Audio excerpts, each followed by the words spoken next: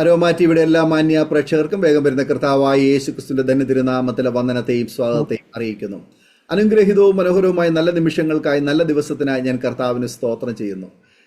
Aroma ടിവിയുടെ പ്രേക്ഷകരോടൊപ്പം ഒരുമിച്ച് വീണ്ടും അനുഗ്രഹിക്കപ്പെട്ട ഒരു ജീവിതാനുഭവവുമായി കടന്നു വരുന്നതിന് സർവ്വകൃപാലുവായ ദൈവം കൃപ ചെയ്തതോർത്ത് ഞാൻ നന്ദിയോടെ ദൈവത്തിന് സ്തോത്രം. വിശിഷിയാൽ ഇന്ന് നമ്മൾ ക്ഷണം സ്വീകരിച്ച് നമ്മോടൊപ്പം ജോയിൻ ചെയ്തിരിക്കുന്നത് കർത്താവിൻ്റെ വിലപ്പെട്ട ദാസൻ പാസ്റ്റർ കുര്യാക്കോസ് അവറുകളാണ്. കർത്താവിൻ്റെ ദാസനെ നിങ്ങളുടെ മുൻപാകെ ഒരു വാക്കിൽ എനിക്ക് പരിചയപ്പെടുത്തുന്നത് വളരെ സന്തോഷമുണ്ട്. നിങ്ങൾ എല്ലാവരും ഓർക്കുന്നുണ്ടാവും, അധികം ആരും മറന്നു പോകാത്ത നമ്മുടെ സ്നേഹിതനും സഹോദരനുമായ കർത്താവിൽ വിശ്രമിക്കുന്ന പ്രിയ ചിക്കു കുര്യാക്കോസിൻ്റെ പ്രിയ പിതാവാണ് പ്രിയ കുര്യാക്കോസ് പാസ്റ്റർ. പ്രിയ ചിക്കു കുര്യാക്കോസ് 2014 നവംബർ മാസം 8-ാം തീയതി താൻ പ്രിയം വെച്ച കർത്താവിങ്കിലേക്ക് ചേർക്കപ്പെടുവാനിടയായി തീർന്നു. തൻ്റെ ജീവിത അനുഭവങ്ങളും സാക്ഷ്യങ്ങളും തൻ്റെ പാട്ടുകളും ജനഹൃദയങ്ങളെ വല്ലാതെ സ്വാധീനിച്ചതായ ഒരുപാട് അനുഭവങ്ങൾ നമുക്ക് കേൾക്കുവാൻ തക്കവണ്ണം കഴിഞ്ഞിട്ടുണ്ട്. അതിന്നും ജനങ്ങൾ ഏറ്റുപാടുന്ന നിരവധി പാട്ടുകൾ, പ്രിയ സഹോദരൻ്റെ ഓർമ്മകൾ അധികം ആർക്കും പെട്ടെന്ന് മറന്നു പോകാൻ കഴിയാത്ത കാര്യങ്ങളാണ്. സ്തോത്രം. പ്രിയ പിതാവിൻ്റെ സാക്ഷ്യം ഇന്ന് നാം കേൾക്കാൻ പോവുകയാണ്. പ്രിയ ചിക്കുവിൻ്റെ സഹോദരി റിങ്കു കുര്യാക്കോസിൻ്റെയും റൂഫസ് കുര്യാക്കോസിൻ്റെയും സാക്ഷ്യം ചില മാസങ്ങൾക്ക് മുൻപ് അരോമ ടി വിയിലൂടെ പ്രസിദ്ധീകരിപ്പാൻ തക്കവണ്ണം ഇടയായി തീർന്നിട്ടുണ്ട്. ആയിരക്കണക്കിന് ജനങ്ങൾ ആ പ്രിയ സഹോദരങ്ങളുടെ സാക്ഷ്യം ഏറ്റെടുക്കുവാൻ, പ്രാർത്ഥിക്കുവാൻ ഇടയായി തീർന്നു. ഇന്ന് പ്രിയ പിതാവ് കുര്യാക്കോസ് പാസ്റ്ററുടെ സാക്ഷ്യം നമ്മൾ കേൾക്കാൻ പോകും. ആകയാൽ ആദ്യ അവസാനം എല്ലാ പ്രിയപ്പെട്ടവരും ശ്രദ്ധയോടെ സ്കിപ്പ് ചെയ്യാതെ അവസാനം വരെ ഈ വീഡിയോ കാണുകയും കേൾക്കുകയും ചെയ്യാൻ നാം എല്ലാവരും പ്രാർത്ഥനയോടെയായിരിക്കുമ്പോൾ കർത്താവിൻ്റെ വിലപ്പെട്ട ദാസൻ പാസ്റ്റർ കുര്യാക്കോസ് KP അവറുകളെ തികഞ്ഞ സ്നേഹത്തോടും ആദരവോടും കൂടി അരോമ ടിവിയുടെ പ്രേക്ഷകരോടൊപ്പം തുടർമാനമായി സംസാരിക്കുന്നതിനായിട്ട് കർത്താവിൻ്റെ ദാസനെ ക്ഷണിച്ചോളും. Praise the പാസ്റ്ററേ. കർത്താവിൻ്റെ ദാസനെ അരോമ ടി വിയിൽ ഇപ്രകാരം ഒരിക്കൽ കൂടി പരിചയപ്പെടുത്തുന്നതിൽ എനിക്ക് വളരെ സന്തോഷമുണ്ട്. കർത്താവിൻ്റെ ദാസൻ സ്വയം ഒരു വാക്കിൽ ഒന്നുകൂടി ചില കാര്യങ്ങൾ പരിചയപ്പെടുത്തിയതിന് ശേഷം നമുക്ക് സാക്ഷ്യത്തിലേക്ക് പ്രവേശിക്കാം. പാസ്റ്റർ ഇപ്പോൾ എവിടെ നിന്നാണ് ജോയിൻ ചെയ്തിരിക്കുന്നത്? എവിടെയാണ് കർത്താവിൻ്റെ വേല ചെയ്യുന്നത്? ഒരു വാക്കിൽ പറയാമോ? റാന്നിയിൽ നിന്ന് ജോയിൻ ചെയ്തിരിക്കുന്നു. റാന്നിയിൽ New India Church of God Mothiravayal സഭയുടെ ശുശ്രൂഷകനായിട്ട് ഇപ്പോൾ കർത്താവിൻ്റെ വേലയിലായിരിക്കുന്നു.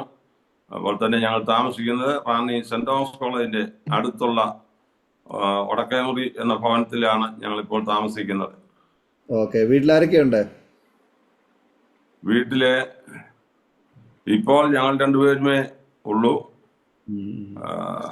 മകൻ രൂപസ് കുര്യാക്കോസ് അവർ കുടുംബമായിട്ട് മുംബൈയിൽ കർത്താവിൻ്റെ വേലയിലായിരിക്കുന്നു. മകള് റിങ്കു കുര്യാക്കോസും പാസ്റ്റർ സ്റ്റീഫൻ ജോൺസണും അവര് കുഞ്ഞുങ്ങളോടൊരുമിച്ച് കർത്താവിൻ്റെ വേലയിൽ ഇപ്പോൾ ന്യൂ ഹാംഷർ എന്ന സ്റ്റേറ്റിലെ കർത്താവിൻ്റെ വേലയിലായിരിക്കുന്നു. സ്തോത്രം. കർത്താവിൻ്റെ ദാസനെ കുടുംബാംഗങ്ങളെ പരിചയപ്പെടുത്തി വളരെ സന്തോഷമുണ്ട്. ദൈവമായ കർത്താവ് അനുഗ്രഹിക്കട്ടെ. തുടർന്ന് അരോമ ടിവിയുടെ പ്രേക്ഷകരുമായിട്ട് പങ്കുവയ്ക്കാൻ ആഗ്രഹിക്കുന്ന കാര്യങ്ങൾ തുറമാനമായി സംസാരിക്കുന്നതിനായിട്ട് കർത്താവിൻ്റെ ദാസന് സമയങ്ങൾ വേർതിരിച്ചുകൊള്ളുന്നു. കർത്താവിൻ്റെ പരിശുദ്ധമായിരിക്കുന്ന നാമം വാഴ്ത്തപ്പെടുമാറാകട്ടെ.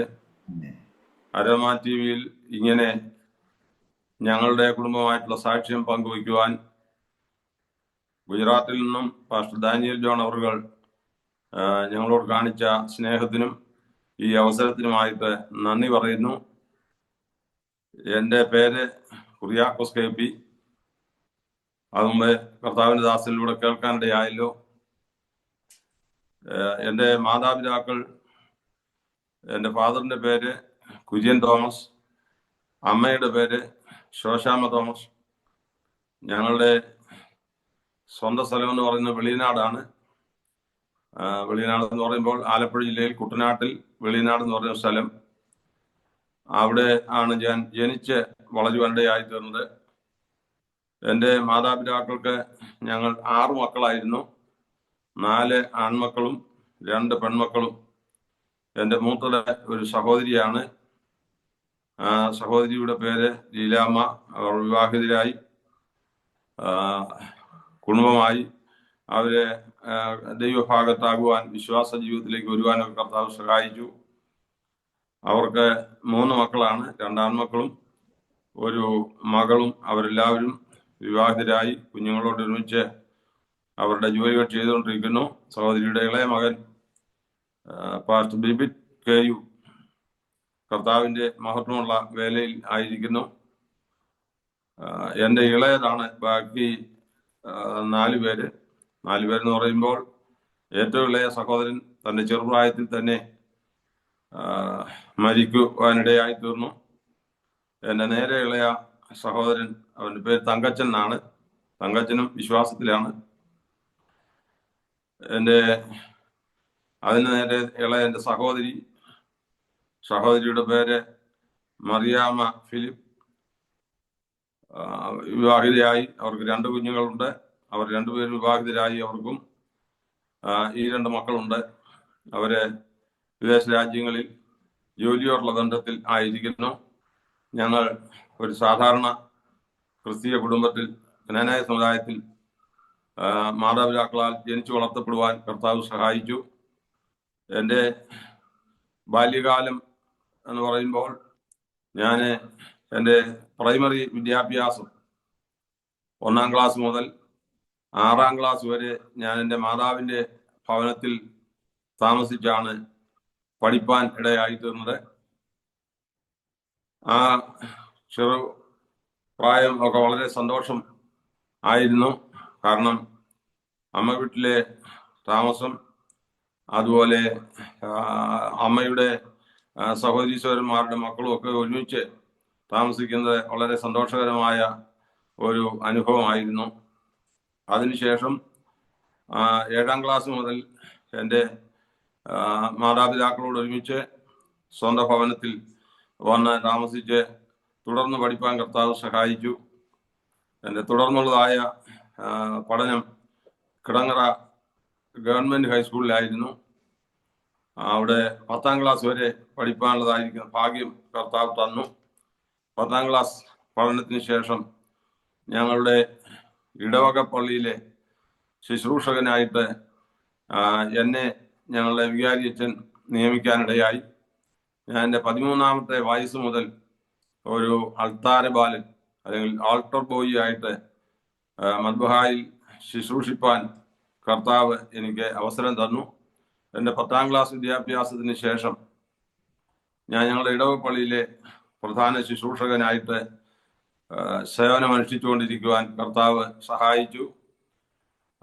ബഹുമാനപ്പെട്ട അവിടുത്തെ വികാരി അച്ഛനും അതുപോലെ എല്ലാ ആളുകൾക്കും വളരെ സ്നേഹത്തോടുകൂടെ ഇടപെടുവാനും പ്രവർത്തിപ്പാനും ഒക്കെ കർത്താവ് സഹായിച്ചു.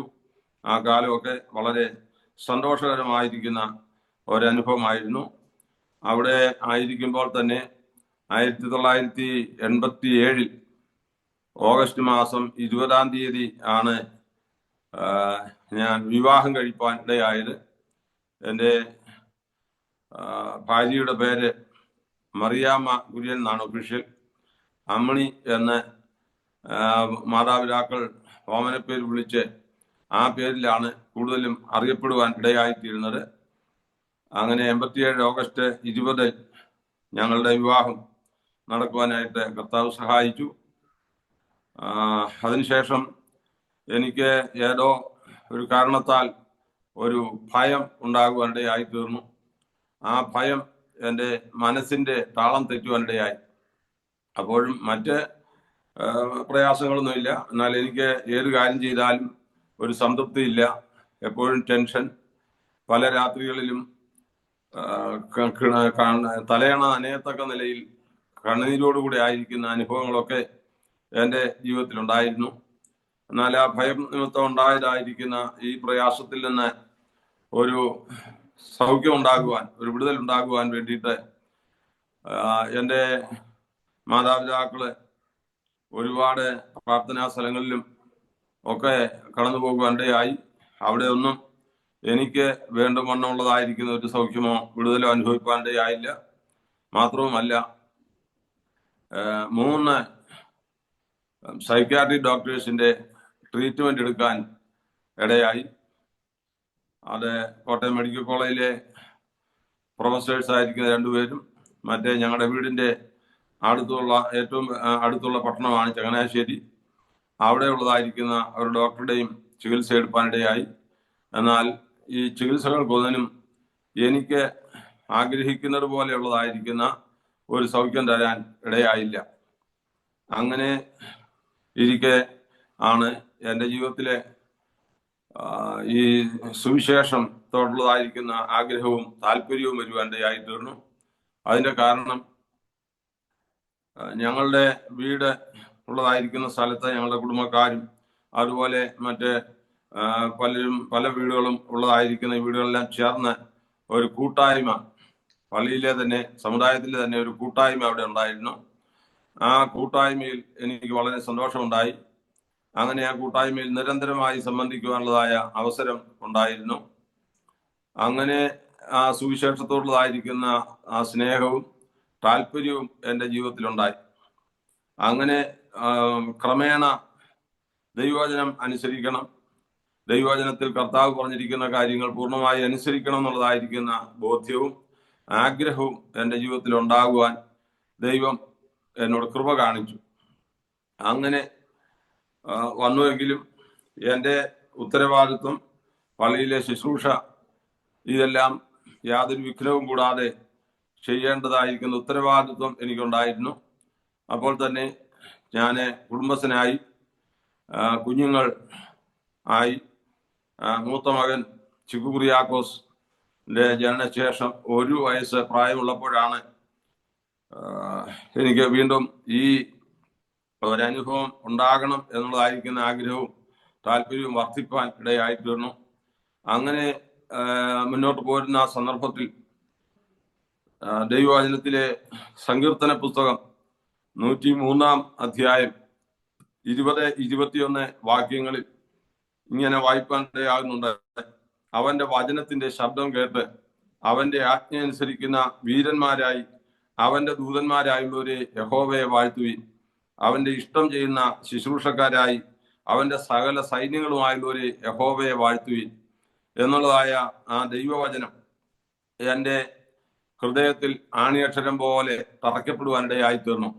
അന്നു മുതൽ കർത്താവിൻ്റെ കൽപ്പന ആകുന്ന സ്നാനം സ്വീകരിക്കണമെന്നും പൂർണ്ണ സമയം കർത്താവിൻ്റെ വേല ചെയ്യണം എന്നുള്ളതായിരിക്കുന്ന വലിയ ഒരു ആഗ്രഹം, വലിയൊരു താല്പര്യം എൻ്റെ ജീവിതത്തിലുണ്ടായി. അങ്ങനെ ആ ദൈവം നൽകിയതായിരിക്കുന്ന ആഗ്രഹവും താല്പര്യവും വെച്ചുകൊണ്ട് ഞാൻ ദൈവസന്നിധിയിൽ പ്രാർത്ഥിച്ചുകൊണ്ടിരുന്നു. എന്നാൽ എനിക്ക് അടിസ്ഥാനപരമായി ലഭിക്കുന്ന ഒരു നന്മയെന്ന് പറയുന്നത് എൻ്റെ പള്ളിയിലെ ശുശ്രൂഷയിൽ കൂടെ ലഭിക്കുന്ന നന്മയാണ്. അപ്പോൾ അത് വിട്ടുകഴിഞ്ഞാൽ ഒന്ന് ആ നന്മ എനിക്ക് നഷ്ടമാകും, ഇല്ലാതാകും. മാത്രവുമല്ല മറ്റൊരു വരുമാനം കണ്ടെത്തുവാനുള്ളതായിരിക്കുന്ന സാധ്യതകൾ എൻ്റെ മുമ്പിൽ ഇല്ലായിരുന്നു. ഇതെല്ലാം കാരണം ഞാൻ മുന്നോട്ട് പോകുവാനിടയായിത്തീർന്നു. മാത്രവുമല്ല ജനിച്ചു വളർന്ന പിതാക്കന്മാരുടെ കാലം മുതൽ ജനിച്ചു വളർന്നതായിരിക്കുന്ന ആ പാരമ്പര്യവും ദൈവമുണ്ട്, ഒരു സത്യദൈവം ഉണ്ട് എന്ന് മനസ്സിലാക്കുവാനും പഠിപ്പാനും ഒക്കെ ഇടയായിത്തീർന്നതും അവിടെ നിന്നുകൊണ്ടാണല്ലോ. അതുകൊണ്ട് ആ ഒരു ആത്മാർത്ഥതയും, മാത്രവുമല്ല എൻ്റെ ചെറുപ്രായം മുതലേ ഈ ശുശ്രൂഷയിലായിരുന്നത് കൊണ്ട് ആ പള്ളിയോടുള്ളതായിരിക്കുന്ന ആത്മാർത്ഥതയും വിശ്വസ്തതയും ഒക്കെ നിമിത്തം പുറത്തേക്ക് പോരുവാൻ എനിക്ക് വളരെ പ്രയാസമായിരുന്നു. എന്നാൽ ഈ ഞാൻ മുൻപേ ഓർപ്പിച്ചതുപോലെയുള്ളതായിരിക്കുന്ന ഒരു കാര്യം എൻ്റെ ജീവിതത്തിൽ ഒരു സന്ദർശനമായിട്ട് എനിക്ക് തിരിച്ചറിയുവാൻ സാധിച്ചില്ല. അതുകൊണ്ട് നാളുകൾ മുമ്പോട്ട് പോകുവാൻ ഇടയായി. അങ്ങനെ നാളുകൾ മുമ്പോട്ട് പോകും തോറും എൻ്റെ ജീവിതത്തിൽ ഈ പ്രശ്നങ്ങൾ വലുതായിട്ട് വരുവാനായിട്ടിടയായിത്തീർന്നു. അങ്ങനെ ഇരിക്കെ ഞാൻ സമുദായത്തിലെ തന്നെ അഥവാ പള്ളിയിലെ തന്നെ ഒരു സുവിശേഷകനായിട്ട് എനിക്ക് അന്ന് ഞങ്ങളുടെ സമുദായത്തിന് മെത്രാപ്പൊലീത്ത കൽപ്പന തന്നു, കൈവെപ്പ് തന്നു. അങ്ങനെ ആ ഒരു പ്രവർത്തനത്തിൽ ഒന്നുകൂടെ ശുഷ്കാന്തിയോടുകൂടെ ആയിത്തീരുവാൻ കർത്താവ് ഇടയാക്കിക്കൊണ്ടിരുന്നു. എന്നാൽ ദൈവവചന സത്യങ്ങൾ ഗ്രഹിച്ചതിന് ശേഷം വീണ്ടും ആ സത്യങ്ങൾക്കനുസരിച്ച് മുമ്പോട്ട് പോകുവാൻ കഴിയാതെ ഈ വിധമായ കാര്യങ്ങളൊക്കെ ചിന്തിച്ച് അവിടെ തങ്ങി നിന്ന് കഴിഞ്ഞാൽ ദൈവത്തെ അനുസരിക്കുവാൻ എൻ്റെ ജീവിതത്തിൽ കഴിയുകയില്ലല്ലോ. അതെൻ്റെ ജീവിതത്തിലെ ഏറ്റവും വലിയ ഒരു ചോദ്യചിഹ്നമായിട്ട് എൻ്റെ ഹൃദയത്തിൽ അങ്ങനെ നിൽക്കുവാനായിട്ട് ഇടയായി തീർന്നു. വീണ്ടും ഞാൻ ദൈവസന്നിധിയിൽ പ്രാർത്ഥിച്ചുകൊണ്ടിരിക്കാനിടയായി. അങ്ങനെ പ്രാർത്ഥിച്ചുകൊണ്ടിരിക്കുമ്പോൾ എൻ്റെ ഉള്ളത്തിലൊരു പ്രേരണയുണ്ടായി, ഉപവസിച്ച് പ്രാർത്ഥിക്കണം. അങ്ങനെ ഉപവസിച്ച് പ്രാർത്ഥിപ്പാൻ ഇടയായി കഴിഞ്ഞപ്പോൾ മറ്റാരും ശുശ്രൂഷിക്കാനോ മറ്റാരും പ്രാർത്ഥനയിൽ സഹായിക്കാനോ ഒന്നുമില്ല. അങ്ങനെ ആരെയും ആഗ്രഹിക്കുകയും അതിനുവേണ്ടി ക്ഷണിക്കുകയും ചെയ്തുമില്ല. അങ്ങനെ ഞാൻ എൻ്റെ ഭാര്യയോട് പറഞ്ഞ് ഞങ്ങളെ ഉപവസിപ്പാനും പ്രാർത്ഥിപ്പാനും കർത്താവ് സഹായിച്ചു. അങ്ങനെ ആ ഉപവാസവും പ്രാർത്ഥനയും ആണ് വാസ്തവത്തിൽ എനിക്ക് ഞാൻ മുമ്പേ പറഞ്ഞതായിരിക്കുന്ന വിഷയത്തിൽ നിന്ന് ഒരു വിടുതൽ ലഭിക്കാൻ ഇടയായി തീർന്നത്. അങ്ങനെ കർത്താവിനെ രുചിച്ചറിയുവാൻ സ്വർഗത്തിലെ ദൈവം ഇടയാക്കി. അപ്പോൾ എൻ്റെ ജീവിതത്തിലെ വിശ്വാസം ഒന്നുകൂടെ വർദ്ധിക്കുവാൻ കർത്താവ് സഹായിച്ചു. ഞാനിത് പറയുമ്പോൾ, എൻ്റെ ഈ അനുഭവങ്ങൾ പറയുമ്പോൾ എന്നെ പോലെ ആരെങ്കിലും ഇതുപോലെയുള്ളതായിരിക്കുന്ന വേദനകളിൽ കൂടെ, പ്രയാസങ്ങളിൽ കൂടെ, ഏത് രോഗമായിരുന്നാലും ഏത് മാനസിക പ്രശ്നമായിരുന്നാലും അതിൽ നിന്ന് എന്നെ വിടുവിച്ച ദൈവത്തിന് നിങ്ങളെയും വിടുവിപ്പാൻ കഴിയും.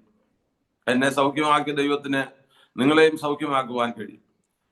അതിന് ഇന്നും ദൈവം ശക്തനാണ്, ദൈവം സർവശക്തനാണ്.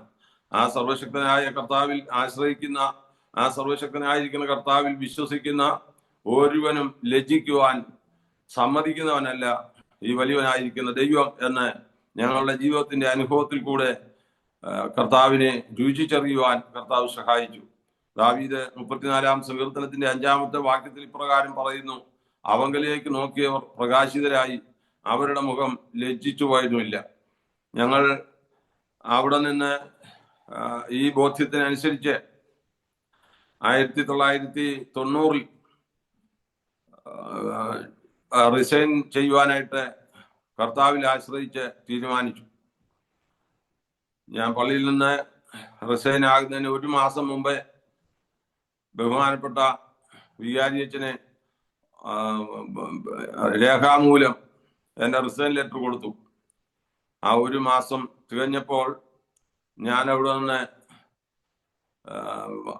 അന്ന് ചെയ്തു വന്നിരുന്നത് പോലെയുള്ളതായിരിക്കുന്ന വിശുദ്ധ കുർബാന കഴിഞ്ഞ് ഞങ്ങൾ ഒരുമിച്ച് ഭക്ഷണം കഴിച്ച് ഞങ്ങൾ ക്ഷേമം പങ്കുവെച്ച് അല്പമായി സുവിശേഷം ബഹുമാനപ്പെട്ട വികാരിയുമായി സംസാരിച്ച് ഞാൻ അവിടെ നിന്ന് വിശ്വാസത്തോടെ ഈ മാർഗത്തിലേക്ക് ഇറങ്ങിത്തിരിപ്പാൻ ഇടയായി. കർത്താവ് ഇന്നുവരെയും ഞങ്ങളെ ലജ്ജിപ്പിച്ചിട്ടില്ല.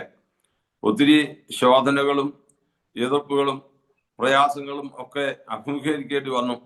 അതൊക്കെ ഉണ്ടായത് മറ്റൊന്നും കൊണ്ടല്ല. ആയിരുന്ന സമൂഹത്തിൽ നിന്ന് പോന്നപ്പോൾ അതിൻ്റെതായിരിക്കുന്ന എതിർപ്പുകൾ വരുവാനിടയായി തീർന്നെങ്കിലും അവിടെയൊന്നും ക്ഷീണിച്ചു പോകുവാനും തളർന്നു പോകുവാനും ഇടയാകാതെ കർത്താവ് ബലത്തോടെ നിർത്തുവാനായിട്ട് ഇടയായി. പലപ്പോഴും സാമ്പത്തികമായിട്ടുള്ള ബുദ്ധിമുട്ടുകൾ, ശാരീരികമായിട്ട് കുഞ്ഞുങ്ങൾക്കുണ്ടാകുന്ന പ്രയാസങ്ങൾ ഞങ്ങൾ വിശ്വാസത്തിൽ വന്നതിന് ശേഷമാണ് ഇളയ കുഞ്ഞുങ്ങൾ 2 പേരും കർത്താവ് ഞങ്ങൾക്ക് ദാനമായി നൽകുവാൻ ഇടയായി തീർന്നത്. എന്നാൽ ആ സന്ദർഭങ്ങളിൽ തന്നെയാണ് ചങ്ങനാശ്ശേരിയിൽ ഉള്ളതായിരിക്കുന്ന ന്യൂ ഇന്ത്യ ദൈവസഭയുടെ നേതൃത്വത്തിൽ ഉടമസ്ഥതയിൽ നടന്നുകൊണ്ടിരുന്ന ബൈബിൾ കോളേജിൽ ചേരുവാനും പഠിപ്പാനും ഒക്കെ ഇടയായി. അങ്ങനെ പഠിച്ചുകൊണ്ടിരിക്കുന്ന സന്ദർഭത്തിൽ തന്നെ കർത്താവിന്റെ വേല ചെയ്തുകൊണ്ടിരിക്കാനും കർത്താവ് സഹായിച്ചു.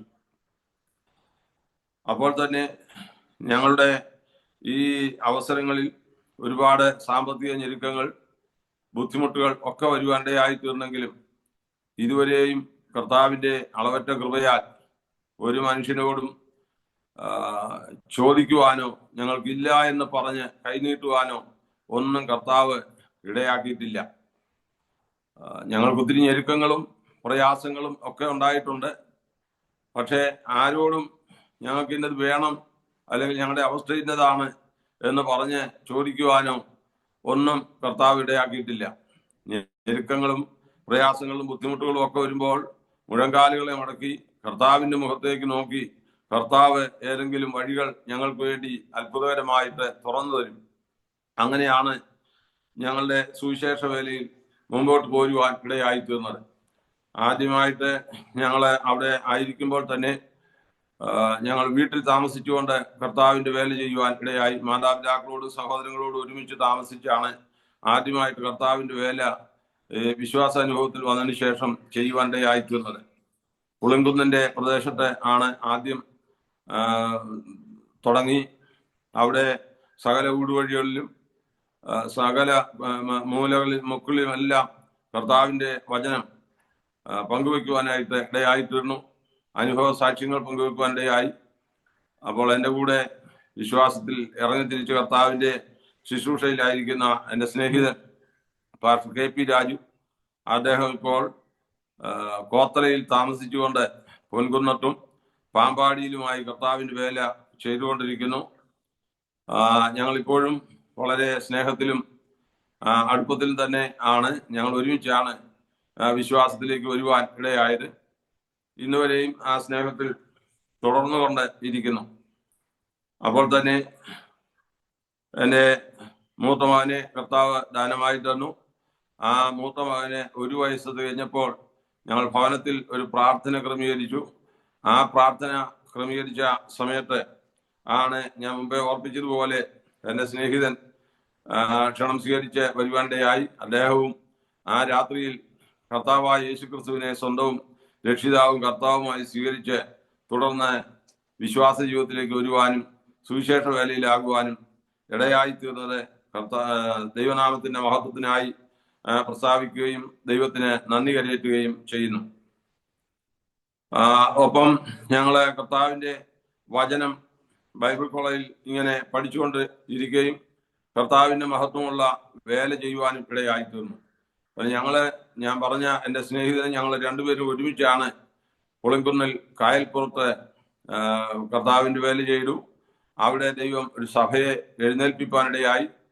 അദ്ദേഹം അവിടുത്തെ പൂർണ്ണ ചുമതലയിൽ അവിടെ ശുശ്രൂഷിക്കാനിടയായി. അപ്പോൾ പള്ളിക്കുട്ടുമ്മ എന്ന് പറയുന്ന സ്ഥലത്ത് ഒരു 2-3 വിശ്വാസികൾ ഉണ്ടായിരുന്നു. അവരുമായിട്ട് ഞങ്ങളുടെ കുടുംബമായിട്ട് കർത്താവിന്റെ വേലയിൽ പള്ളിക്കുട്ടുമ്മയിലേക്ക് മാറുവാനിടയായി. ആ പള്ളിക്കുട്ടുമ്മയിലേക്ക് മാറി അവിടെ 3 വ്യക്തികൾ മാത്രമേ ഉണ്ടായിരുന്നുള്ളൂ. അവിടെ ഒരു വീടിന്റെ ഒരു മുറിയിൽ അവിടെ സഭായോഗം നടക്കുവാനിടയായി. മറ്റു കൂട്ടായ്മകളൊന്നും അവിടെ ഇടക്കൂട്ടങ്ങളൊന്നും ഇല്ല. ആ സമയത്ത് ഞങ്ങൾ രണ്ടുപേരും 2 സ്ഥലത്തായെങ്കിലും 2 സ്ഥലവും അടുത്തടുത്തുള്ള സ്ഥലങ്ങളാണ്. അപ്പോൾ ഞങ്ങൾ ഒരുമിച്ച് വീണ്ടും ആ പ്രദേശങ്ങളിൽ കർത്താവിന്റെ മഹത്വമുള്ള വേല, പൊതുപ്രവർത്തനങ്ങൾ, ഭവന സന്ദർശനം, ട്രാക്ട് ഡിസ്ട്രിബ്യൂഷൻ, പരസ്യയോഗം, ഇങ്ങനെയുള്ളതായിരിക്കുന്ന കാര്യങ്ങൾ നടന്നു. പിന്നെ വെക്കേഷൻ ടൈമിൽ ന്യൂ ഇന്ത്യ ദൈവസഭയുടെ വകയായിട്ടുള്ള ഒരു എലീഡ എന്ന് പറയുന്നൊരു ബോട്ടുണ്ടായിരുന്നു. ആ ബോട്ടിൽ ടീമായിട്ട് പല ദൈവദാസന്മാരും സഹോദരന്മാരും ഒക്കെ വന്ന് ഞങ്ങൾ ഒരുമിച്ച് കുട്ടനാടിന്റെ മിക്കവാറും എല്ലാ ഭാഗങ്ങളിൽ കർത്താവിന്റെ വേലയോടുള്ള ബന്ധത്തിൽ ടീം പ്രവർത്തനത്തിനായിട്ട് കടന്നു പോകുവാനും പരസ്യയോഗങ്ങളും അതുപോലെ ട്രാക്റ്റുകള്, ബുക്ക്ലെറ്റുകളെ ഒക്കെ കൊടുക്കാനായിട്ട് കർത്താവ് സഹായിച്ചു. ആ ശുശ്രൂഷ മുഖാന്തരവും പിൽക്കാലത്ത് അറിയുവാനിടയായി തീർന്നു. ഞാൻ ആദ്യമായിട്ട് ഒരു ബൈബിള് കൊടുത്തതായിരിക്കുന്ന ഒരു അച്ചായൻ വിശ്വാസത്തിലേക്ക് വരുവാനിടയായി. മാത്രമല്ല ഇന്ന് അദ്ദേഹം കർത്താവിന്റെ വേലയിലായിരിക്കുന്ന ഒരു വ്യക്തിയും കൂടെയാണ്. പേരുകളൊന്നും ഞാൻ ഉദ്ധരിക്കാൻ താല്പര്യപ്പെടുന്നില്ല. അങ്ങനെ അനേകരെ ഈ കൃപയിലേക്ക് വരുവാൻ ആ കാലത്ത് തന്നെ ഇടയായി തീർന്നു. അപ്പോഴും പള്ളിക്കുട്ടുമ്മയിൽ ആ ശുശ്രൂഷ ചില മാസങ്ങൾ തുടരുവാനിടയായി. പള്ളിക്കുട്ടുമ്മയിൽ ആ ശുശ്രൂഷ തുടർന്നു വരുമ്പോൾ തന്നെ രാമങ്കേരി എന്ന് പറയുന്ന ആ സ്ഥലം കേന്ദ്രമാക്കിക്കൊണ്ട് അവിടെ പ്രവർത്തിപ്പാൻ ഇടയായിക്കൊണ്ടിരുന്നു.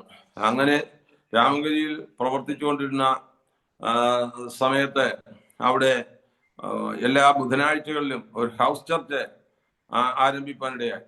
അത് ഇന്ന് നിത്യതയിൽ വിശ്രമിക്കുന്ന കർത്താവിന്റെ ദാസൻ, ഞങ്ങളെല്ലാവരും സണ്ണിച്ചായൻ എന്നാണ് അദ്ദേഹത്തെ വിളിക്കുന്നത്. ആ സണ്ണിച്ചായന്റെ ഭവനത്തിലായിരുന്നു ഈ ഹൗസ് ചർച്ച് ആരംഭിക്കാനിടയായി. അങ്ങനെ അവിടുത്തെ ആ പ്രവർത്തനം നടന്നു വന്നു. അവിടെ ഒരു കൂട്ടം ആത്മാക്കളെ ദൈവം എഴുന്നേൽപ്പിച്ചു. അവിടെ സ്നാനം നടക്കുവാൻ കർത്താവ് സഹായിച്ചു. അങ്ങനെ 1992 ഡിസംബർ മാസത്തിൽ അവിടെ ഒരു സഭ രൂപീകൃതമാകുവാൻ ഇടയായി. അങ്ങനെ പള്ളിക്കുട്ടുമ്മയിൽ ഉണ്ടായിരുന്ന ദൈവമക്കളെയും ചേർത്ത് ഞങ്ങൾ ഒരുമിച്ച് രാമങ്കരിയിൽ സഭായോഗം കൂടുവാനായിട്ട് കർത്താവ് സഹായിച്ചു. അവിടുത്തെ വേലയെ കർത്താവ് വിശാലമാക്കി. അവിടെ തുടർന്ന് സെമിത്തേരി ആദ്യം വാങ്ങിപ്പാനിടയായി. അതിനുശേഷം സഭാഗോളിനുള്ളതായിരിക്കുന്ന സ്ഥലം വാങ്ങി. ഇന്നവിടെ മനോഹരമായിരിക്കുന്ന ആലയവും സഭയും ഒക്കെ ഉണ്ട്. എല്ലാ സൗകര്യങ്ങളും ഉണ്ട്. എൻ്റെ അറിവ് ശരിയാണെങ്കിൽ ഇന്ന് ന്യൂ ഇന്ത്യ ദൈവസഭയുടെ കുട്ടനാട് സെന്റർ ചർച്ചായിട്ടാണ് ആ സഭ നിലകൊള്ളുന്നത്. ഞങ്ങള് അവിടെ നിന്ന് 97 ട്രാൻസ്ഫർ ആകുവാനിടയായിട്ടിരുന്നു.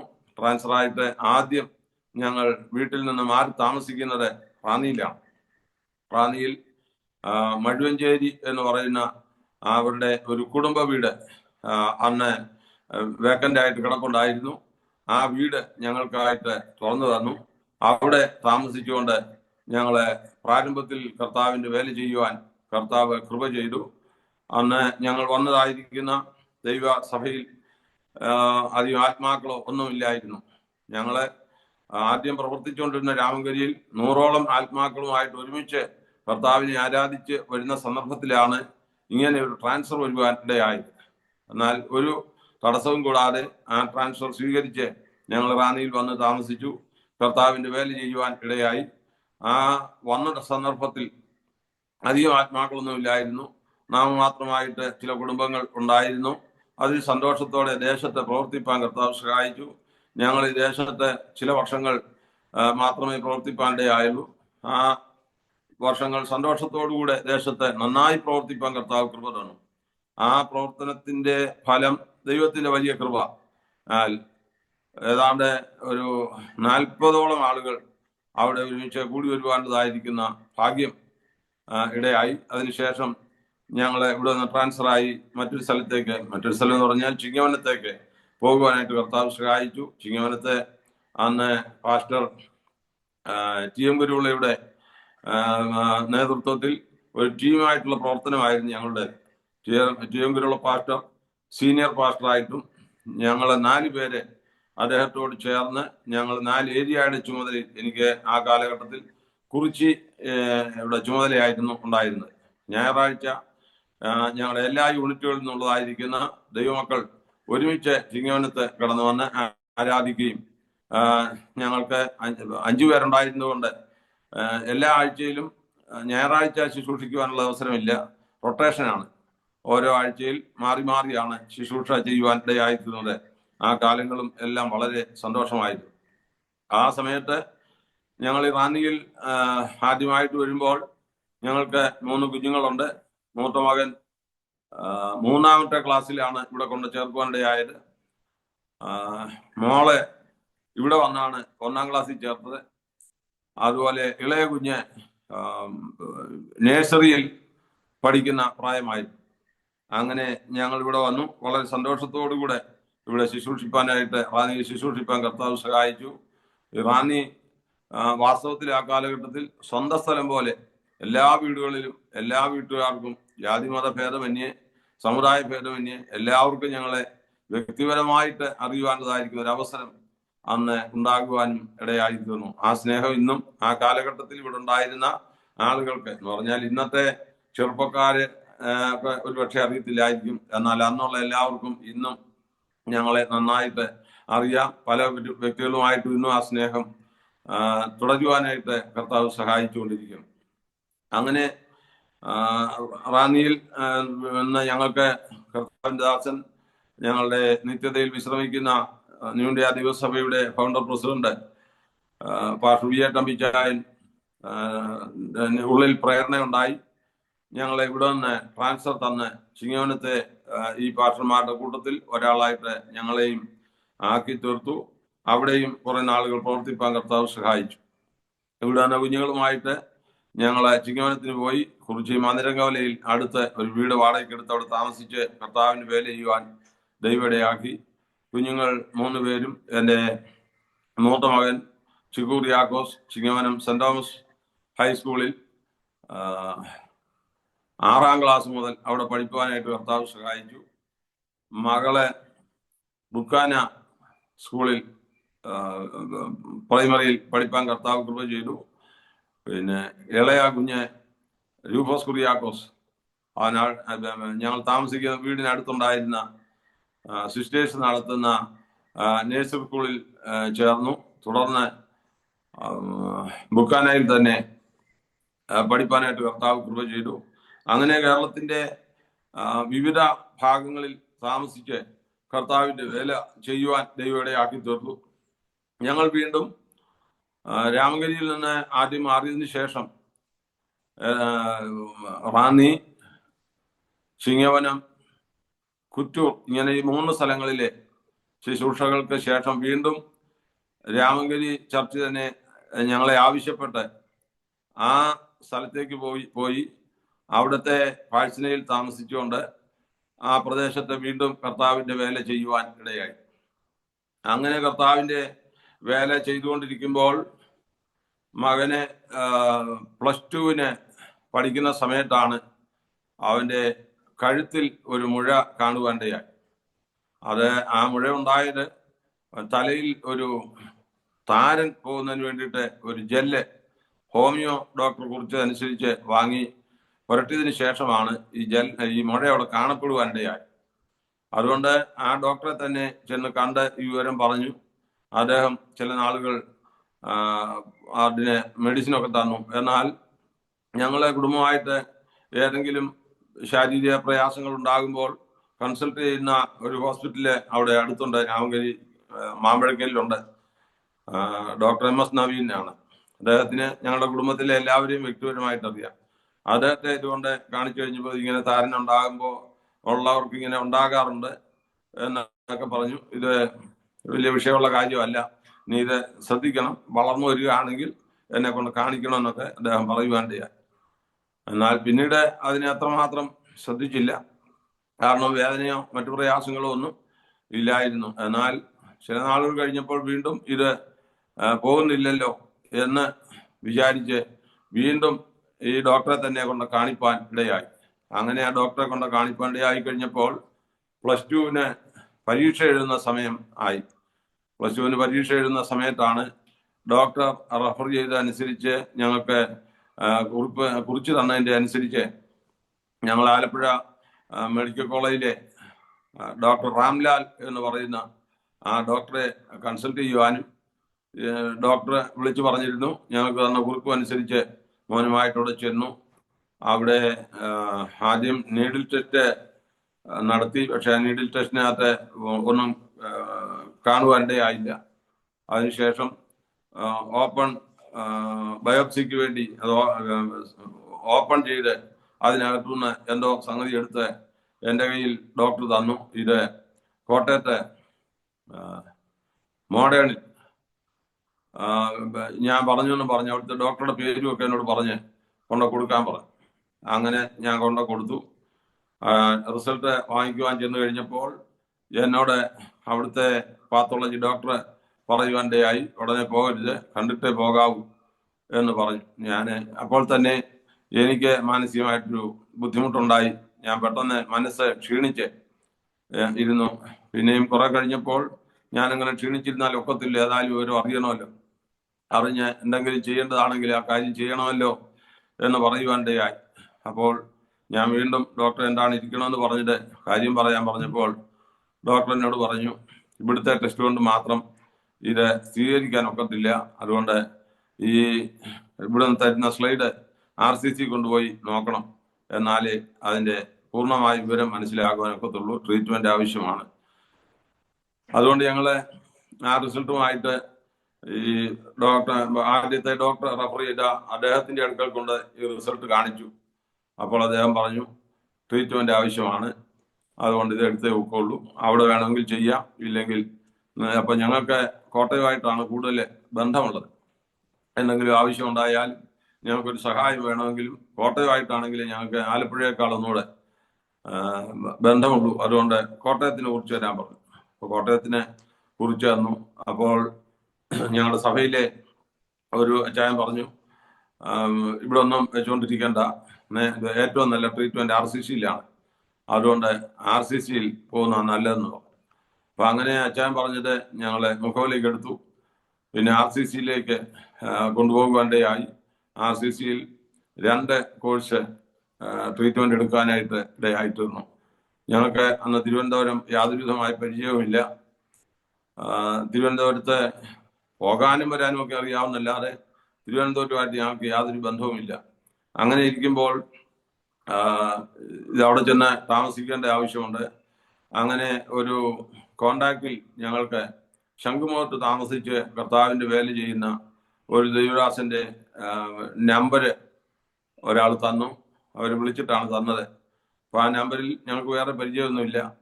ആ നമ്പറിൽ ആ ദൈവദാസനെ വിളിച്ചു, ഞങ്ങളുടെ ആവശ്യം പറഞ്ഞു. ഞങ്ങൾക്ക് ഇതുപോലെ RCCയിൽ പോകാനാണ്, അവിടെ വന്ന് ഒരു രാത്രി താമസിക്കാനുള്ള സൗകര്യം ആവശ്യമായിരുന്നു. അദ്ദേഹം ഫോൺ അറ്റൻഡ് ചെയ്തതിന് ശേഷം പറഞ്ഞു, ഞങ്ങളൊന്ന് പ്രാർത്ഥിക്കട്ടെ, പ്രാർത്ഥിച്ചിട്ട് അയച്ചു കഴിഞ്ഞ് വിളിക്ക്, എന്നിട്ട് ഉത്തരം പറയാമെന്ന് പറഞ്ഞു. ഞങ്ങൾ അദ്ദേഹം പറഞ്ഞ സമയം വരെ വെയിറ്റ് ചെയ്തിട്ട് വീണ്ടും അദ്ദേഹത്തെ വിളിച്ചു. അദ്ദേഹം സന്തോഷത്തോടെ സ്വീകരിച്ചു. ഞങ്ങളുടെ ആദ്യത്തെ 6 മാസത്തെ ആ കോഴ്സ് കഴിയുന്നിടം വരെയും ഞങ്ങളെ ഈ ട്രീറ്റ്മെന്റിന്റെ തലേ ദിവസം ഇവിടെ നിന്ന് യാത്ര ചെയ്ത് ആ ദൈവദാസന്റെ ഭവനത്തിൽ പോയി താമസിച്ച് രാത്രി അവിടെ കഴിഞ്ഞതിന് ശേഷം പിറ്റേ ദിവസം പ്രഭാതത്തിൽ ഞങ്ങൾ കടന്നു പോകും. അവർ വളരെ സന്തോഷത്തോടെ ഞങ്ങളെ ഉൾക്കൊണ്ടു, ഞങ്ങൾക്ക് വേണ്ടി പ്രാർത്ഥിച്ചു. വളരെ ഒരു സമാധാനവും അനുഗ്രഹവുമായിരുന്നു ആ ദൈവദാസനോട് ചേർന്ന് ആ ദിവസങ്ങളിൽ താമസിപ്പാനിടയായിട്ടുള്ളത്. ഇന്നത്തെ കാലത്ത് സാധാരണ ആരും അങ്ങനെ ഒരു അവസരം തരാൻ മനസ്സ് കാണിക്കാത്ത ഒരു കാലത്തിൽ ആ ദൈവദാസൻ ഞങ്ങളോട് കാണിച്ച സ്നേഹം എന്ന് പറയുന്നത് ഞങ്ങളുടെ ആയുഷ്കാലത്ത് ഒരിക്കലും മറക്കുവാൻ കഴിയുന്നതല്ല.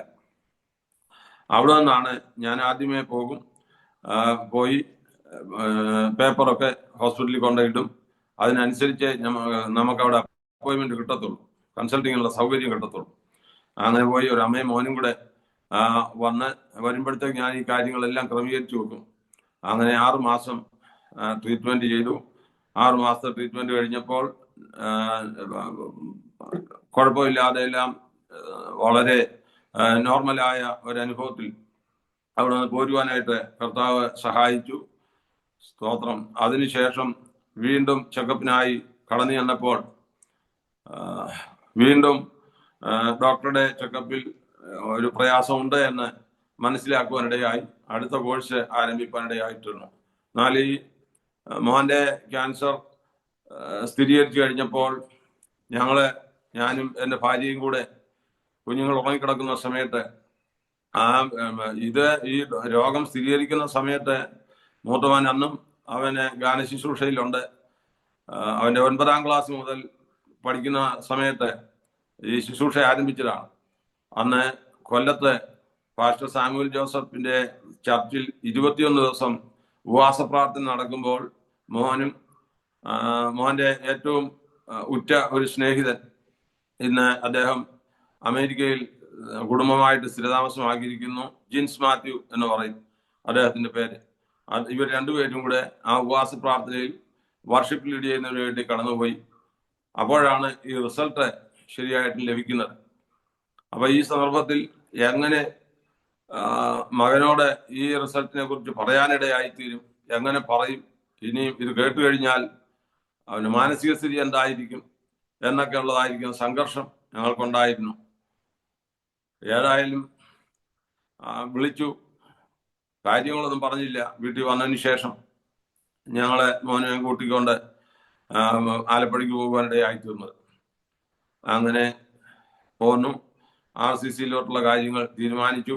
RCCയിൽ അന്ന് എൻ്റെ ഭാര്യയുടെ വീടിനടുത്തുള്ള ഒരു സ്റ്റാഫ് ഉണ്ടായിരുന്നു. ആ സ്റ്റാഫിനെ വിളിച്ച് കാര്യങ്ങൾ സംസാരിച്ചു. അങ്ങനെ കൊണ്ടുവരാൻ പറഞ്ഞു. ഞാൻ മുമ്പേ ഓർപ്പിച്ചതുപോലെ ആ കർത്താവിന്റെ ദാസന്റെ ഭവനത്തിൽ താമസിച്ചിട്ട് അവർ പറഞ്ഞ സമയത്ത് മോനെ കൊണ്ട് അവിടെ പോകുവാനിടയായി. അങ്ങനെ പോയി. ഞാൻ മുമ്പേ ഓർപ്പിച്ചതുപോലെ 6 മാസം അവിടുത്തെ ശുശ്രൂഷ പ്രാരംഭത്തില് ചെയ്യുവാനായിട്ട് കർത്താവിടെ ആക്കി. അവിടുത്തെ ഡോക്ടേഴ്സ് ആണെങ്കിലും മറ്റ് സ്റ്റാഫൊക്കെ ആണെങ്കിലും വളരെ സ്നേഹത്തോടും വളരെ കരുണയോടും കൂടെ ഞങ്ങളോട് സഹകരിപ്പാനിടയായി തീർന്നു. അതെല്ലാം നന്ദിയോടെ ഈ സമയത്ത് ഞങ്ങൾ ഓർക്കുന്നു. എന്നാൽ ഈ സമയത്ത് ഞങ്ങൾക്ക് സാമ്പത്തികമായ ബുദ്ധിമുട്ടുണ്ട്. കാരണം ഞങ്ങൾ ശുശ്രൂഷിക്കുന്ന സഭയിൽ എടുത്തു പറയത്തക്ക നിലയുള്ളതായിരിക്കുന്ന വരുമാനങ്ങൾ ഒന്നും തന്നെ ഇല്ല.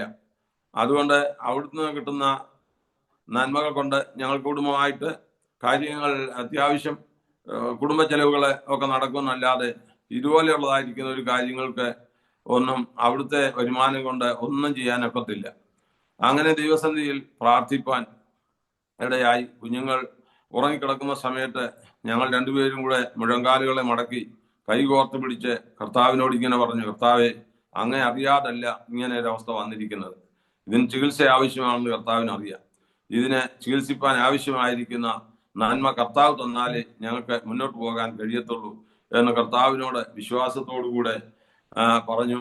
ഞങ്ങൾക്ക് ഓരോ പ്രാവശ്യവും തിരുവനന്തപുരത്ത് മോനുമായിട്ട് പോകേണ്ടതായിരിക്കുന്ന ഓരോ സമയത്തും ദൈവം അത്ഭുതകരമായിട്ട് ഞങ്ങൾക്ക് വേണ്ടി വഴികളെ തുറന്നു. ആ കാലഘട്ടത്തിൽ അമേരിക്കയിൽ നിന്ന് ഒരു ദൈവദാസൻ ഞങ്ങളെ ഫോണിൽ വിളിപ്പാനിടയായി.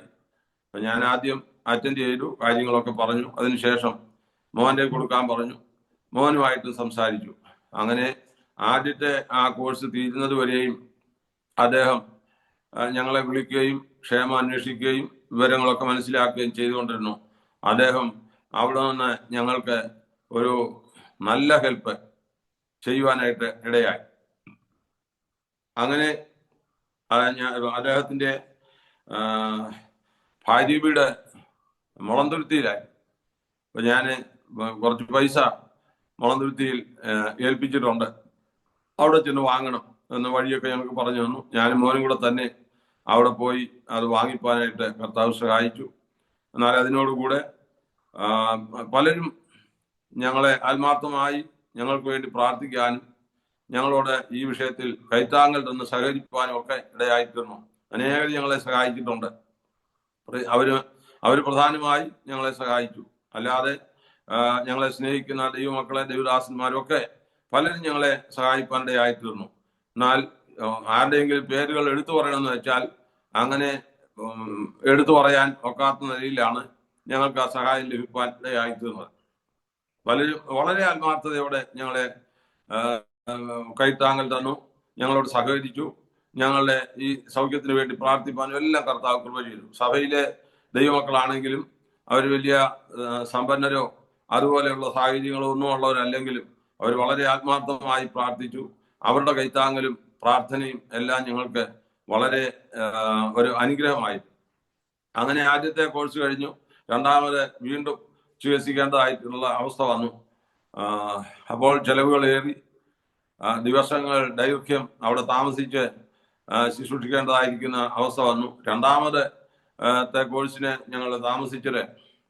അപ്പോൾ അവിടെ നിന്ന് ശംഖുമുഖത്ത് നിന്ന് മെഡിക്കൽ കോളേജ് വരെ വരുമ്പോൾ ഒരുപാട് സമയമെടുക്കും, യാത്രയുടെ ബുദ്ധിമുട്ട്. ഇതൊക്കെ കാരണം അവിടുത്തെ കേശവദാസപുരത്തെ ഇവാഞ്ചലിക്കൽ പള്ളിയിലെ അച്ഛൻ താമസിക്കുന്ന പാഴ്സനേജിനോട് ചേർന്ന് 2 മുറിയുണ്ട്. അത് ഞങ്ങൾക്ക് ഒരു ചിക്കുവിനെ പഠിപ്പിച്ചുകൊണ്ടിരുന്ന ഒരു അധ്യാപകൻ മുഖാന്തരം ഞങ്ങളെ പരിചയപ്പെടുത്തി. ഞങ്ങൾക്ക് അദ്ദേഹത്തിന്റെ പേര് മനോജ് സാർ എന്നാണ് ഞങ്ങൾ വിളിക്കുന്നത്. ആ മനോജ് സാർ മുഖാന്തരം ഞങ്ങൾക്ക് അവിടെ താമസിക്കുവാനുള്ളതായിരിക്കുന്ന സൗകര്യം ലഭിച്ചു. അപ്പോൾ ഞങ്ങളെ ആ അച്ഛൻ്റെ പാഴ്സനേജിനോട് ചേർന്നുള്ള മുറിയിൽ താമസിച്ചിട്ടാണ് ഞങ്ങളെ രണ്ടാമത്തെ കോഴ്സിന് ചികിത്സയ്ക്ക് വേണ്ടി പോകുവാനിടയായിത്തീർന്നത്. എന്നാൽ ഈ കാലങ്ങളിലെല്ലാം കർത്താവ് ഞങ്ങളെ അത്ഭുതകരമായി നടത്തി.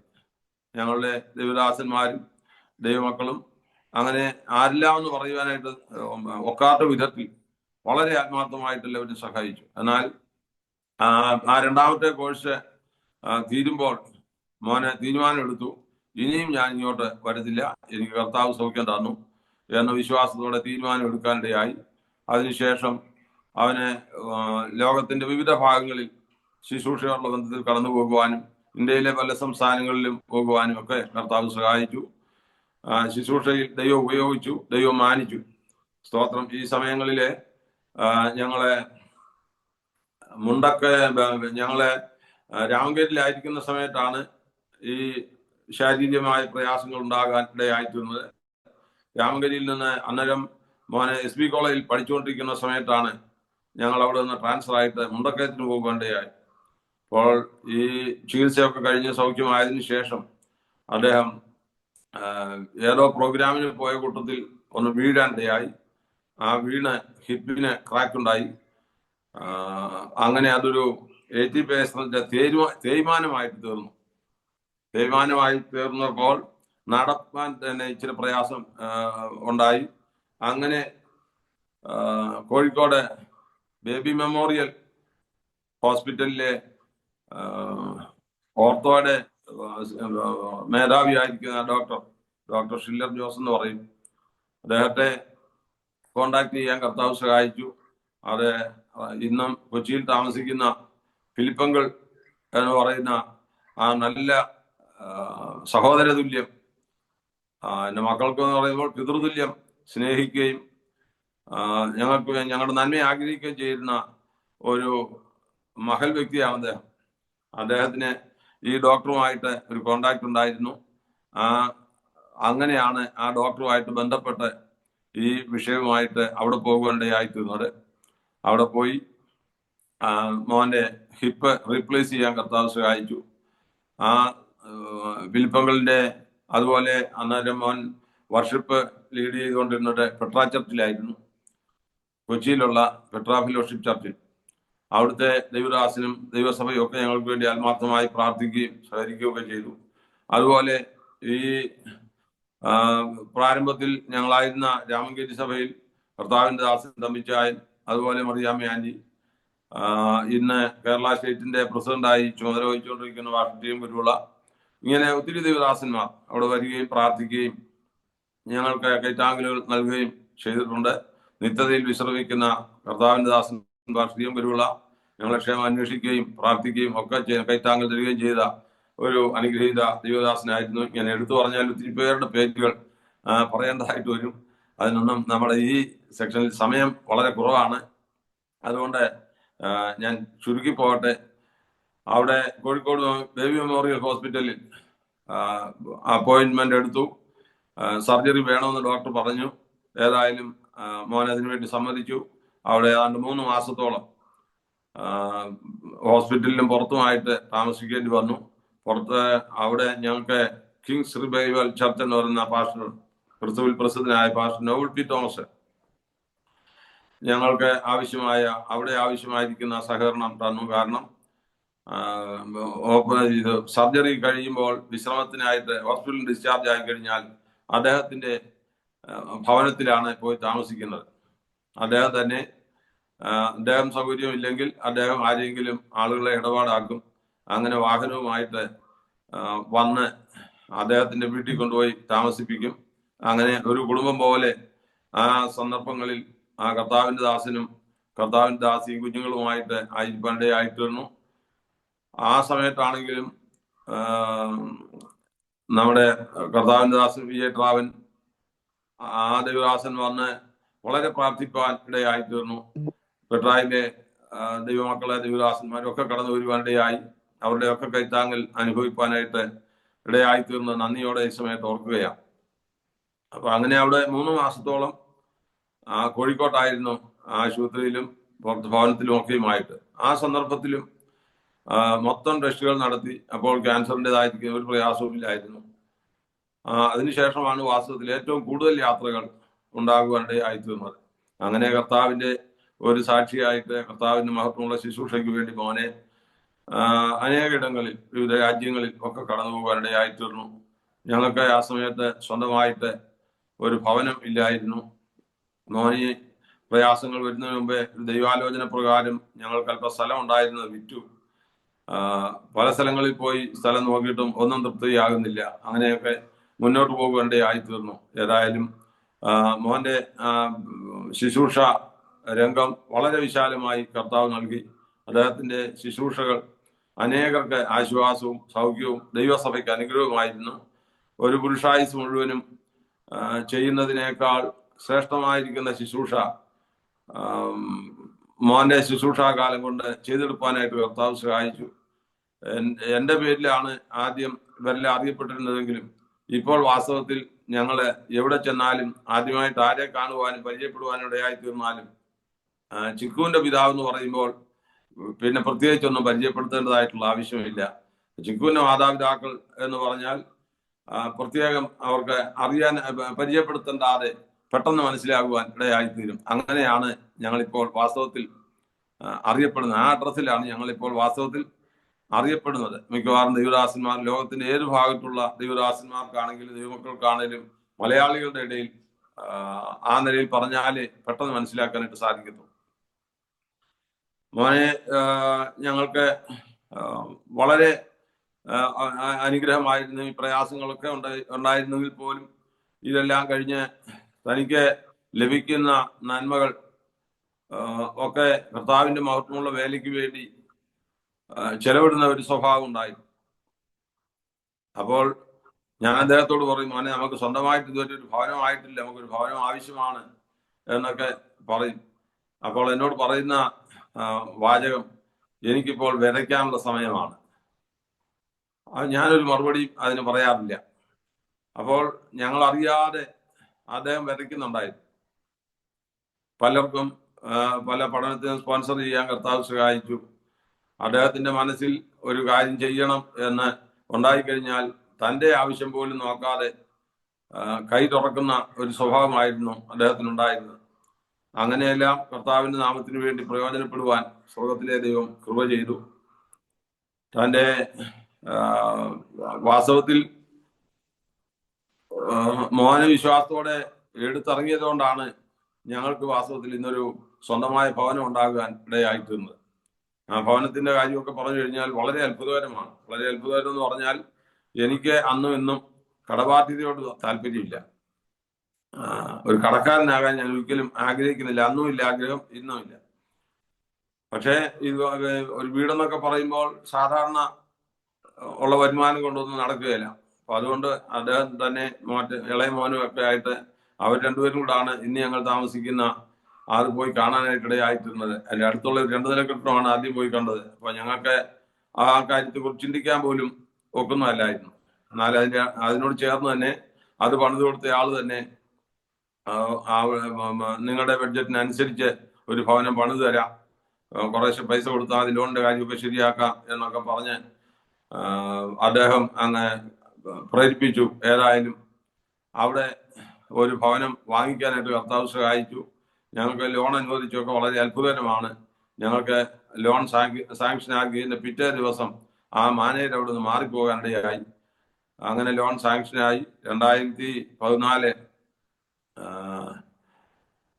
അത് മോന്റെ മരണത്തിന് മുമ്പ്, ഞങ്ങൾക്ക് താമസിക്കുന്നതിന് മുമ്പെയാണ് അത് എഴുതാനായിട്ടിടയായിത്തീർന്നത്. അങ്ങനെ എഴുതി. മോൻ അവിടെ ചില ദിവസങ്ങൾ താമസിക്കാനും ഒക്കെ കർത്താവ് സഹായിച്ചു. അവിടെ വീട്ടിൽ കയറി താമസിക്കുന്നതിനെ കുറിച്ച് ഹോസ്പിറ്റലിൽ കിടന്നുകൊണ്ടാണ് തീരുമാനം എടുക്കാനിടയായിത്തീർന്നത്. അതിലേക്ക് എല്ലാവരെയും വിളിക്കണം എന്നൊക്കെ പറഞ്ഞു. മോൻ തന്നെയാണ് ആ ഹോസ്പിറ്റലിൽ കിടന്നുകൊണ്ട് വിളിപ്പാനും ഒക്കെ ഇടയായിത്തീർന്നത്. അങ്ങനെ 2014 ഒക്ടോബർ മാസം 18-ാം തീയതി ഞങ്ങൾ അവിടെ വന്നു. കീർത്താമസം നടത്തി. ദൈവദാസന്മാരും ദൈവമക്കളും അന്ന് അദ്ദേഹം തന്നെ വിളിച്ചവരെല്ലാവരും വന്നു. വളരെ സന്തോഷത്തോടുകൂടെ കയറി താമസിക്കാനായിട്ടിടയായി. അങ്ങനെ ചില ദിവസങ്ങൾ താമസിച്ചതിന് ശേഷം 2014 നവംബർ 8-ാം തീയതി താൻ പ്രിയം വെച്ച കർത്താവിന്റെ സന്നിധിയിലേക്ക് ചേർക്കപ്പെടയായി. അവസാനമായിട്ട് ഹോസ്പിറ്റലിൽ പോകുന്നത് സ്വന്തം വീട്ടിൽ നിന്നാണ്.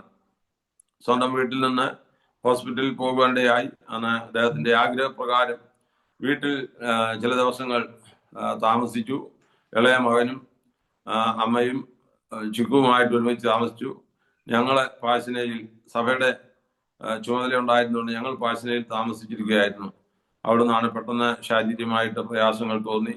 ഇളയ മകൻ മാത്രമേ ഉള്ളൂ. അവനെ പെട്ടെന്ന് കാറിൽ വളരെ അത്യാഹിതമായിട്ട് തന്നെ ഓടിച്ച് അവൻ തനിയാണ് എടുത്ത് വാഹനത്തിൽ കയറ്റാനായിട്ടൊക്കെ ഇടയായിത്തീർന്നു. അതെല്ലാം ഓർക്കുമ്പോൾ വളരെ പ്രയാസങ്ങളുണ്ട്, ഹൃദയഭേദകമായിട്ടുള്ള കാര്യങ്ങളാണ്. എന്നാൽ അവിടെ വന്നു. ആ ആശുപത്രിയിൽ വെൽക്കാറിലായിരുന്നു ട്രീറ്റ്മെന്റ് അവസാനം.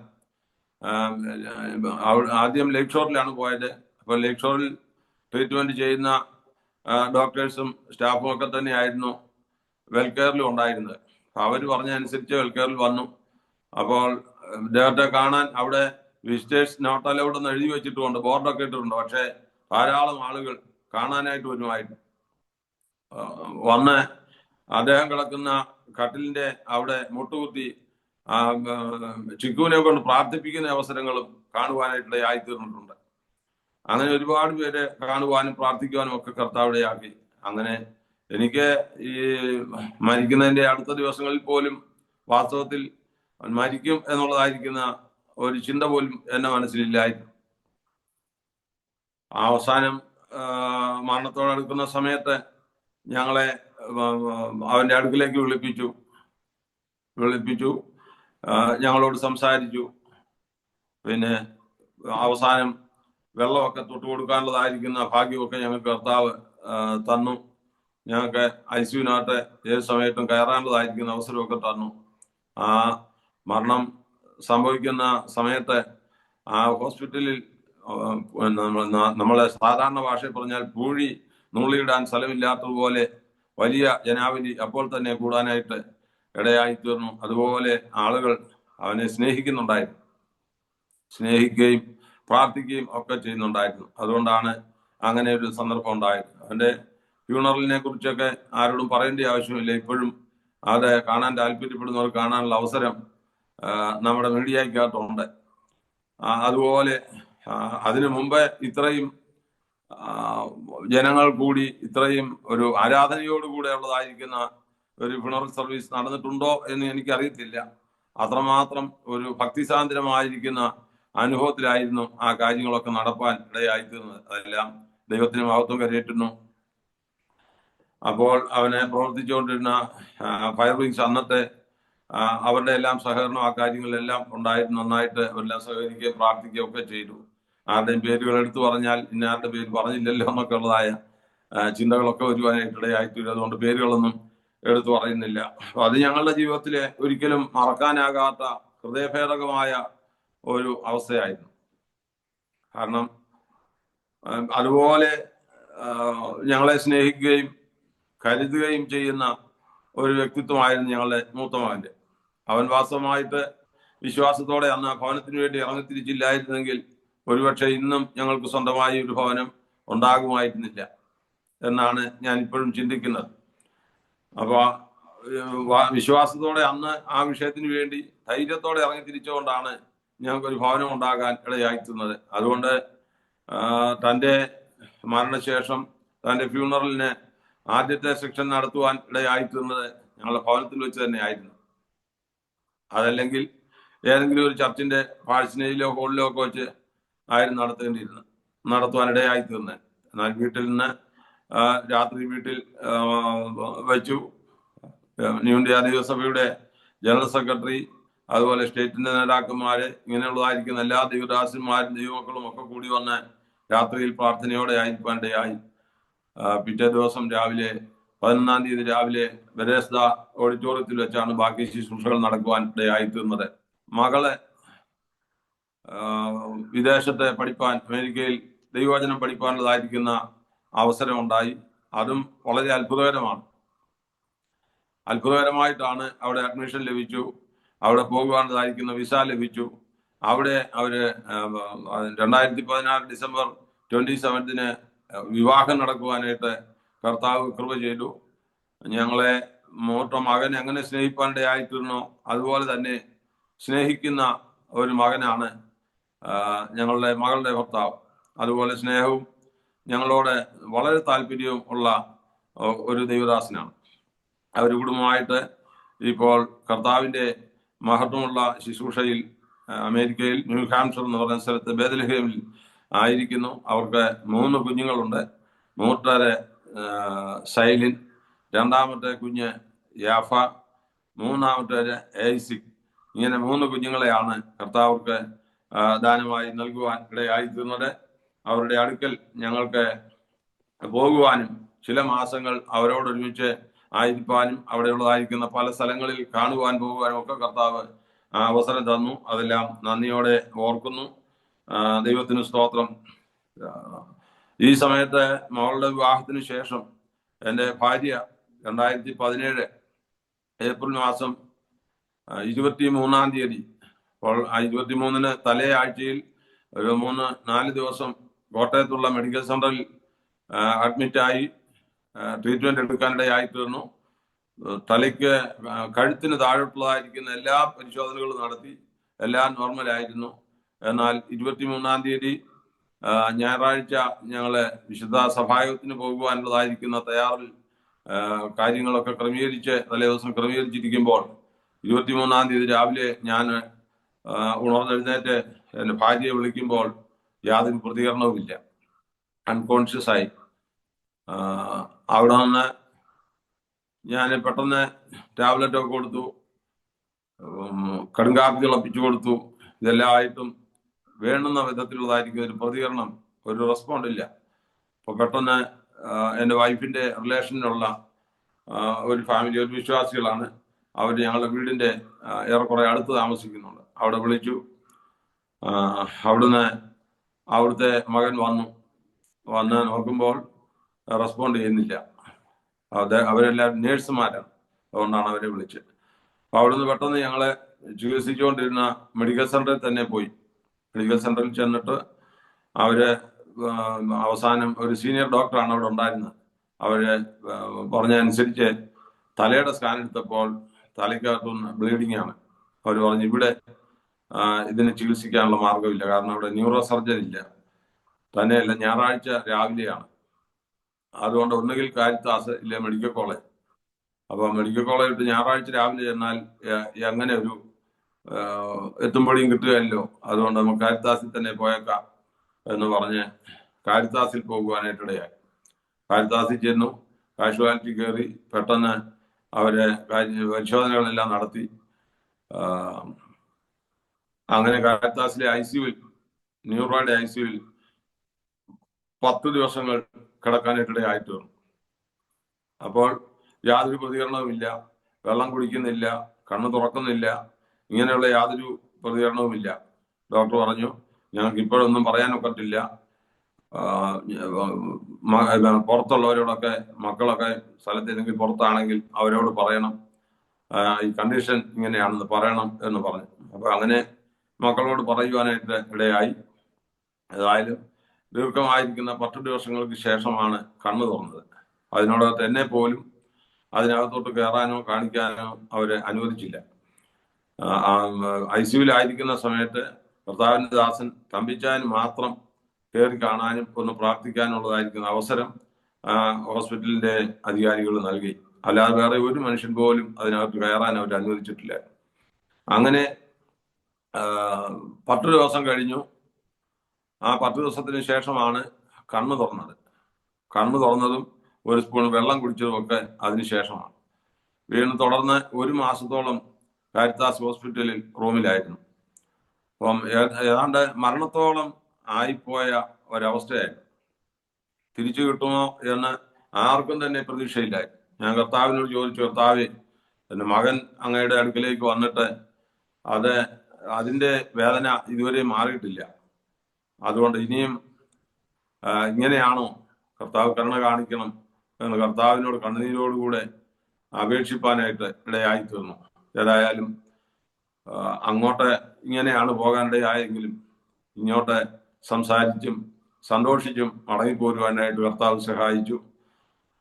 ഈ സന്ദർഭങ്ങളിലെല്ലാം ധാരാളം പണമുണ്ടെങ്കിൽ ഞാൻ അന്ന് സഭാചാർജ് വിട്ട് ഞങ്ങൾ പുതുതായിട്ട് വന്ന താമസിക്കുന്ന ആ സ്ഥലത്ത് സുവിശേഷം അറിയിക്കുക എന്നുള്ള ദൗത്യം വിശ്വാസത്തോടെ ഏറ്റെടുത്തുകൊണ്ട് സഭാചാർജും വേണ്ടെന്ന് വെച്ച് ഞാൻ ഭവനത്തിൽ താമസിച്ച് ആഴ്ചയിൽ ഒരു ദിവസം വീട്ടിലൊരു പ്രാർത്ഥനയും ബാക്കി ദിവസങ്ങൾ ദൈവം തരുന്ന അവസരങ്ങൾക്കനുസരിച്ച് ദേശത്ത് പ്രവർത്തിക്കുകയും ചെയ്തുകൊണ്ടിരിക്കുന്ന ഒരു അനുഭവമായിരുന്നു. അതുകൊണ്ട് ആ നിലയിലും എനിക്ക് സാമ്പത്തികമായിട്ടുള്ള ഒരു വരുമാനമോ ഒന്നുമില്ലായിരുന്നു. എന്നാൽ ആ കാലഘട്ടത്തിലും കർത്താവ് അത്ഭുതകരമായി ഞങ്ങളെ നടത്തി. സ്തോത്രം. ലക്ഷക്കണക്കിന് രൂപയുടെ ആവശ്യം അവിടെയും വന്നു. അവിടെയെല്ലാം കർത്താവ് ഞങ്ങളെ കരുതിയെന്നല്ലാതെ മറ്റൊന്നും പറയുവാനായിട്ടില്ല. മോനെ അവിടെ അഡ്മിറ്റ് ആയതിന്റെ പിറ്റേ ദിവസം തന്നെ മോൻ ഓസ്ട്രേലിയയിൽ ഹിൽസോങ്ങിൽ പഠിച്ചുകൊണ്ടിരിക്കുകയായിരുന്നു. അവനെ അറിയിച്ചു പെട്ടെന്ന് വരുവാനായിട്ട് ഇടയായി. അതുപോലെ മോളും ഒക്കെ ഹോസ്പിറ്റലിൽ നിന്ന് വീട്ടിൽ നിന്ന് വന്നതിന് ശേഷമാണ് മോളും ഒക്കെ വരുവാനായിട്ട് ഇടയായി തീർന്നത്. അപ്പൊ അങ്ങനെ വളരെ വേദനകളിൽ കൂടെ കടന്നു പോകുവാൻ ഇടയായി തീർന്നു. എൻ്റെ ഭാര്യ കർത്താവിന്റെ മഹത്വമുള്ള വേലയ്ക്ക് എനിക്ക് വലിയ ഒരു അനുഗ്രഹമാണ്, ഒരു വലിയ കൈത്താങ്ങലാണ്. ഈ പ്രയാസം വരുന്നതിന് മുമ്പ് എന്ന് പറഞ്ഞാൽ എത്ര പേര് നമുക്ക് അതിഥിയായിട്ട് വന്നാലും ഒരു ചെറിയ കാര്യങ്ങളൊക്കെ ഉണ്ടായാലും ഒറ്റയ്ക്ക് അധ്വാനിച്ച് ഇവർക്കെല്ലാം പരിപോഷിപ്പിക്കുന്ന നിലയിൽ ഭക്ഷണം ഉണ്ടാക്കുകയും പ്രാർത്ഥിക്കുകയും എൻ്റെ കൂടെ എല്ലാ കൂട്ടായ്മകൾക്കും കടന്നു വരികയും ചെയ്യുമായിരുന്നു. ഏതായാലും ആ ക്ഷീണത്തിൽ നിന്നെല്ലാം കർത്താവ് വിടുവിച്ചു. ഇപ്പോഴും മെഡിസിനൊക്കെ ഉണ്ട്, ഇടയ്ക്ക് ചെക്കപ്പ് ഉണ്ട്, ഈ കാര്യങ്ങളൊക്കെ ചെയ്തുകൊണ്ടിരിക്കുന്നുവെങ്കിലും ഒരു കൂട്ടായ്മയ്ക്ക് പോലും എൻ്റെ കൂടെ വരാതിരിക്കത്തില്ല. എൻ്റെ കൂടെ ഇപ്പോഴും കൂട്ടായ്മയ്ക്ക് വരും, പ്രാർത്ഥിക്കും, ദൈവത്തെ ആരാധിക്കും. നേരത്തെ ആണെങ്കിൽ പ്രവാചക ശുശ്രൂഷ വരെ ചെയ്യുന്ന അനുഭവം ഉണ്ടായി. എൻ്റെ വിഷയത്തിലാണെങ്കിലും ഒരുപാട് കണ്ണുനീരൊഴുക്കി പ്രാർത്ഥിച്ചതാണ്. കുഞ്ഞുങ്ങളോടുള്ള ബന്ധത്തിലാണെങ്കിലും ഒത്തിരി കണ്ണുനീരൊഴുക്കി പ്രാർത്ഥിക്കുകയും കഷ്ടത അനുഭവിക്കുകയും ചെയ്തിട്ടുണ്ട്. ഇന്നും ഒരു ദിവസം പോലും എൻ്റെ കൂടെ തന്നെ മറ്റൊരിടത്തോട്ടും മാറി നിൽക്കത്തില്ല. അതുപോലെയാണ് ഞങ്ങൾ ഭവനങ്ങൾ സന്ദർശിക്കാൻ പോകുമ്പോൾ ഞങ്ങൾ ഒരുമിച്ച് പോകും, കൂട്ടായ്മയ്ക്ക് പോകുമ്പോൾ ഞങ്ങൾ ഒരുമിച്ച് പോകും. ഇന്നും അങ്ങനെ തന്നെ ഞങ്ങളുടെ ശുശ്രൂഷ കുടുംബമായി ചെയ്തു പോരുവാൻ കർത്താവ് സഹായിച്ചുകൊണ്ടിരിക്കുന്നു. ആ നിലകളിലാണ് കർത്താവ് ഇന്നും പ്രവർത്തിപ്പാൻ്റെയായി. ഈ പ്രയാസങ്ങൾക്ക് ശേഷമാണ് വാസ്തവത്തിൽ ഞങ്ങൾക്ക് ഈ മകൻ പഠിച്ചുകൊണ്ടിരുന്ന മകന്റെ ഗ്രാജുവേഷൻ 2019 ഡിസംബറിലായിരുന്നു ഗ്രാജുവേഷൻ നടന്നത്. അപ്പോൾ അദ്ദേഹത്തിന് ഒരു നിർബന്ധം ഉണ്ടായിരുന്നു, ഞങ്ങളെ കൂടെ ഗ്രാജുവേഷനിൽ സംബന്ധിപ്പിക്കണം. അങ്ങനെ ആ നിർബന്ധപ്രകാരം ഞങ്ങൾക്ക് 1.5 മാസം മകനോടുകൂടെ താമസിച്ച് ഓസ്ട്രേലിയയിൽ കർത്താവിന്റെ സാക്ഷിയാകാനും ആ സന്തോഷ സന്ദർഭങ്ങളിലൊക്കെ പങ്കെടുക്കാനും കർത്താവ് സഹായിച്ചു. അതുപോലെ ഞങ്ങൾ പ്രതീക്ഷിക്കാത്ത സമയത്താണ് ഈ കഴിഞ്ഞ വർഷം ഞങ്ങൾക്ക് മകളുടെ കുഞ്ഞുങ്ങളെ 3 പേരെ ഞങ്ങൾ കണ്ടിട്ടില്ലായിരുന്നു. 2018 അവരെ കാണുവാനിടയായി. അവരെയും ഞങ്ങൾ പ്രതീക്ഷിക്കാത്ത സമയത്ത് കാണുവാൻ അവസരം ലഭിച്ചു. ചില മാസങ്ങൾ അവരോടൊരുമിച്ച് താമസിക്കുവാനും പ്രാർത്ഥിക്കുവാനും ഒക്കെ കർത്താവ് അവസരം തന്നു. മാത്രമല്ല, അത് അവർ ശുശ്രൂഷിക്കുന്ന ഒരു ഇംഗ്ലീഷ് ചർച്ചാണ്, ഇംഗ്ലീഷുകാരുടെ ചർച്ച് തന്നെയാണ്. ആ ചർച്ചിൽ ഒരു സൺഡേ ശുശ്രൂഷിപ്പാൻ്റെതായിരിക്കുന്ന അവസരവും കർത്താവ് എനിക്ക് നൽകുവാനിടയായി. അങ്ങനെ അവരോട് ചേർന്നും ചില മാസങ്ങൾ താമസിച്ച് കർത്താവിനെ മഹത്വപ്പെടുത്തുവാനും കുഞ്ഞുങ്ങളോട് ഒരുമിച്ച് ചില നാളുകൾ താമസിപ്പാനും ഇടയായി. അതെല്ലാം ദൈവത്തിന് ധാരാളം നന്ദി കരയറ്റുവാൻ ഉള്ളതായിരിക്കുന്ന ഒരു കാരണമാണ് ഞങ്ങൾക്ക്. ദൈവത്തിന് സ്തോത്രം. ഇപ്പോൾ ഞങ്ങളുടെ കുഞ്ഞുങ്ങൾ ഞാൻ മുമ്പേ ഓർപ്പിച്ചതുപോലെ 2 പേരും കുടുംബമായിട്ട് 2 സ്ഥലങ്ങളിൽ താമസിച്ച് കർത്താവിന്റെ മഹത്വമുള്ള വേല ചെയ്തുകൊണ്ടിരിക്കുന്നു. ഇത്രയുമാണ് ഹ്രസ്വമായിട്ട് ഞങ്ങൾക്ക് സാക്ഷ്യം പ്രസ്താവിക്കാനുള്ളത്. ഞങ്ങള് 2020 റാന്നിയിൽ ശുശ്രൂഷയുള്ള ബന്ധത്തിൽ കടന്നു വരുവാനായിട്ട് ഇടയായിട്ട് റാന്നി അഞ്ചാനി ന്യൂ ഇന്ത്യ ദൈവസഭയിൽ വന്ന് അവിടെ 3 വർഷം ആ കോവിഡിന്റെ കാലം വാസ്തവത്തിൽ ഞങ്ങൾ അഞ്ചാനി സഭയോടുള്ള ബന്ധത്തിലായിരുന്നു. അവിടെ 3 വർഷം ശുശ്രൂഷ കഴിഞ്ഞ് ഞങ്ങളിപ്പോൾ റാന്നി മോതിരവയൽ ന്യൂ ഇന്ത്യ ദൈവസഭയുടെ ശുശ്രൂഷകനായിട്ട് കർത്താവിന്റെ വേലയിൽ ഞങ്ങൾ കുടുംബമായിട്ടായിരിക്കുന്നു. വളരെ സന്തോഷകരമായിട്ട് കർത്താവിന്റെ വേല ചെയ്തുകൊണ്ടിരിക്കുന്നു. ഞങ്ങൾ വിശ്വാസത്തോടെ ഇറങ്ങിത്തിരിച്ച് ഏതാണ്ട് 35 വർഷങ്ങളായിട്ട് കർത്താവിന്റെ വേല വിശ്വാസത്തോടെ ചെയ്തുകൊണ്ടിരിക്കുന്നു. ഞങ്ങൾ ഇറങ്ങിത്തിരിച്ച കാലം മുതൽ ഇതുവരെയും കർത്താവ് ഞങ്ങളെ അത്ഭുതകരമായി നടത്തിക്കൊണ്ടിരിക്കുന്നു. ഞങ്ങളിപ്പോൾ 2020 മുതൽ റാന്നിയിൽ ശുശ്രൂഷയിലായിരിക്കുന്നു. റാന്നിയിലെ അഞ്ചാനി സഭയിൽ 3 വർഷം ശുശ്രൂഷയിലായിരുന്നു. അതിനുശേഷം അവിടെ നിന്ന് ഞങ്ങള് Ranni Mothiravayal new India ദൈവസഭയിലേക്ക് transfer ആയി. അവിടെ ഇപ്പോൾ ശുശ്രൂഷയിൽ ആയിരിക്കുന്നു. സന്തോഷത്തോടെ കർത്താവിന്റെ മഹത്വമുള്ള വേല ചെയ്യുന്നു. ഞങ്ങളുടെ വിശ്വാസ ജീവിതത്തിന്റെ ആരംഭം മുതൽ ഒത്തിരി വേദനകളും ഒത്തിരി പരിശോധനകളും ഒക്കെ ജീവിതത്തിൽ കടന്നു വന്നെങ്കിലും എങ്ങും തളർന്നു പോകാതെ ക്ഷീണിച്ചു പോകാതെ കർത്താവ് ഞങ്ങളെ കരം പിടിച്ച് ഇതുവരെയും നടത്തി.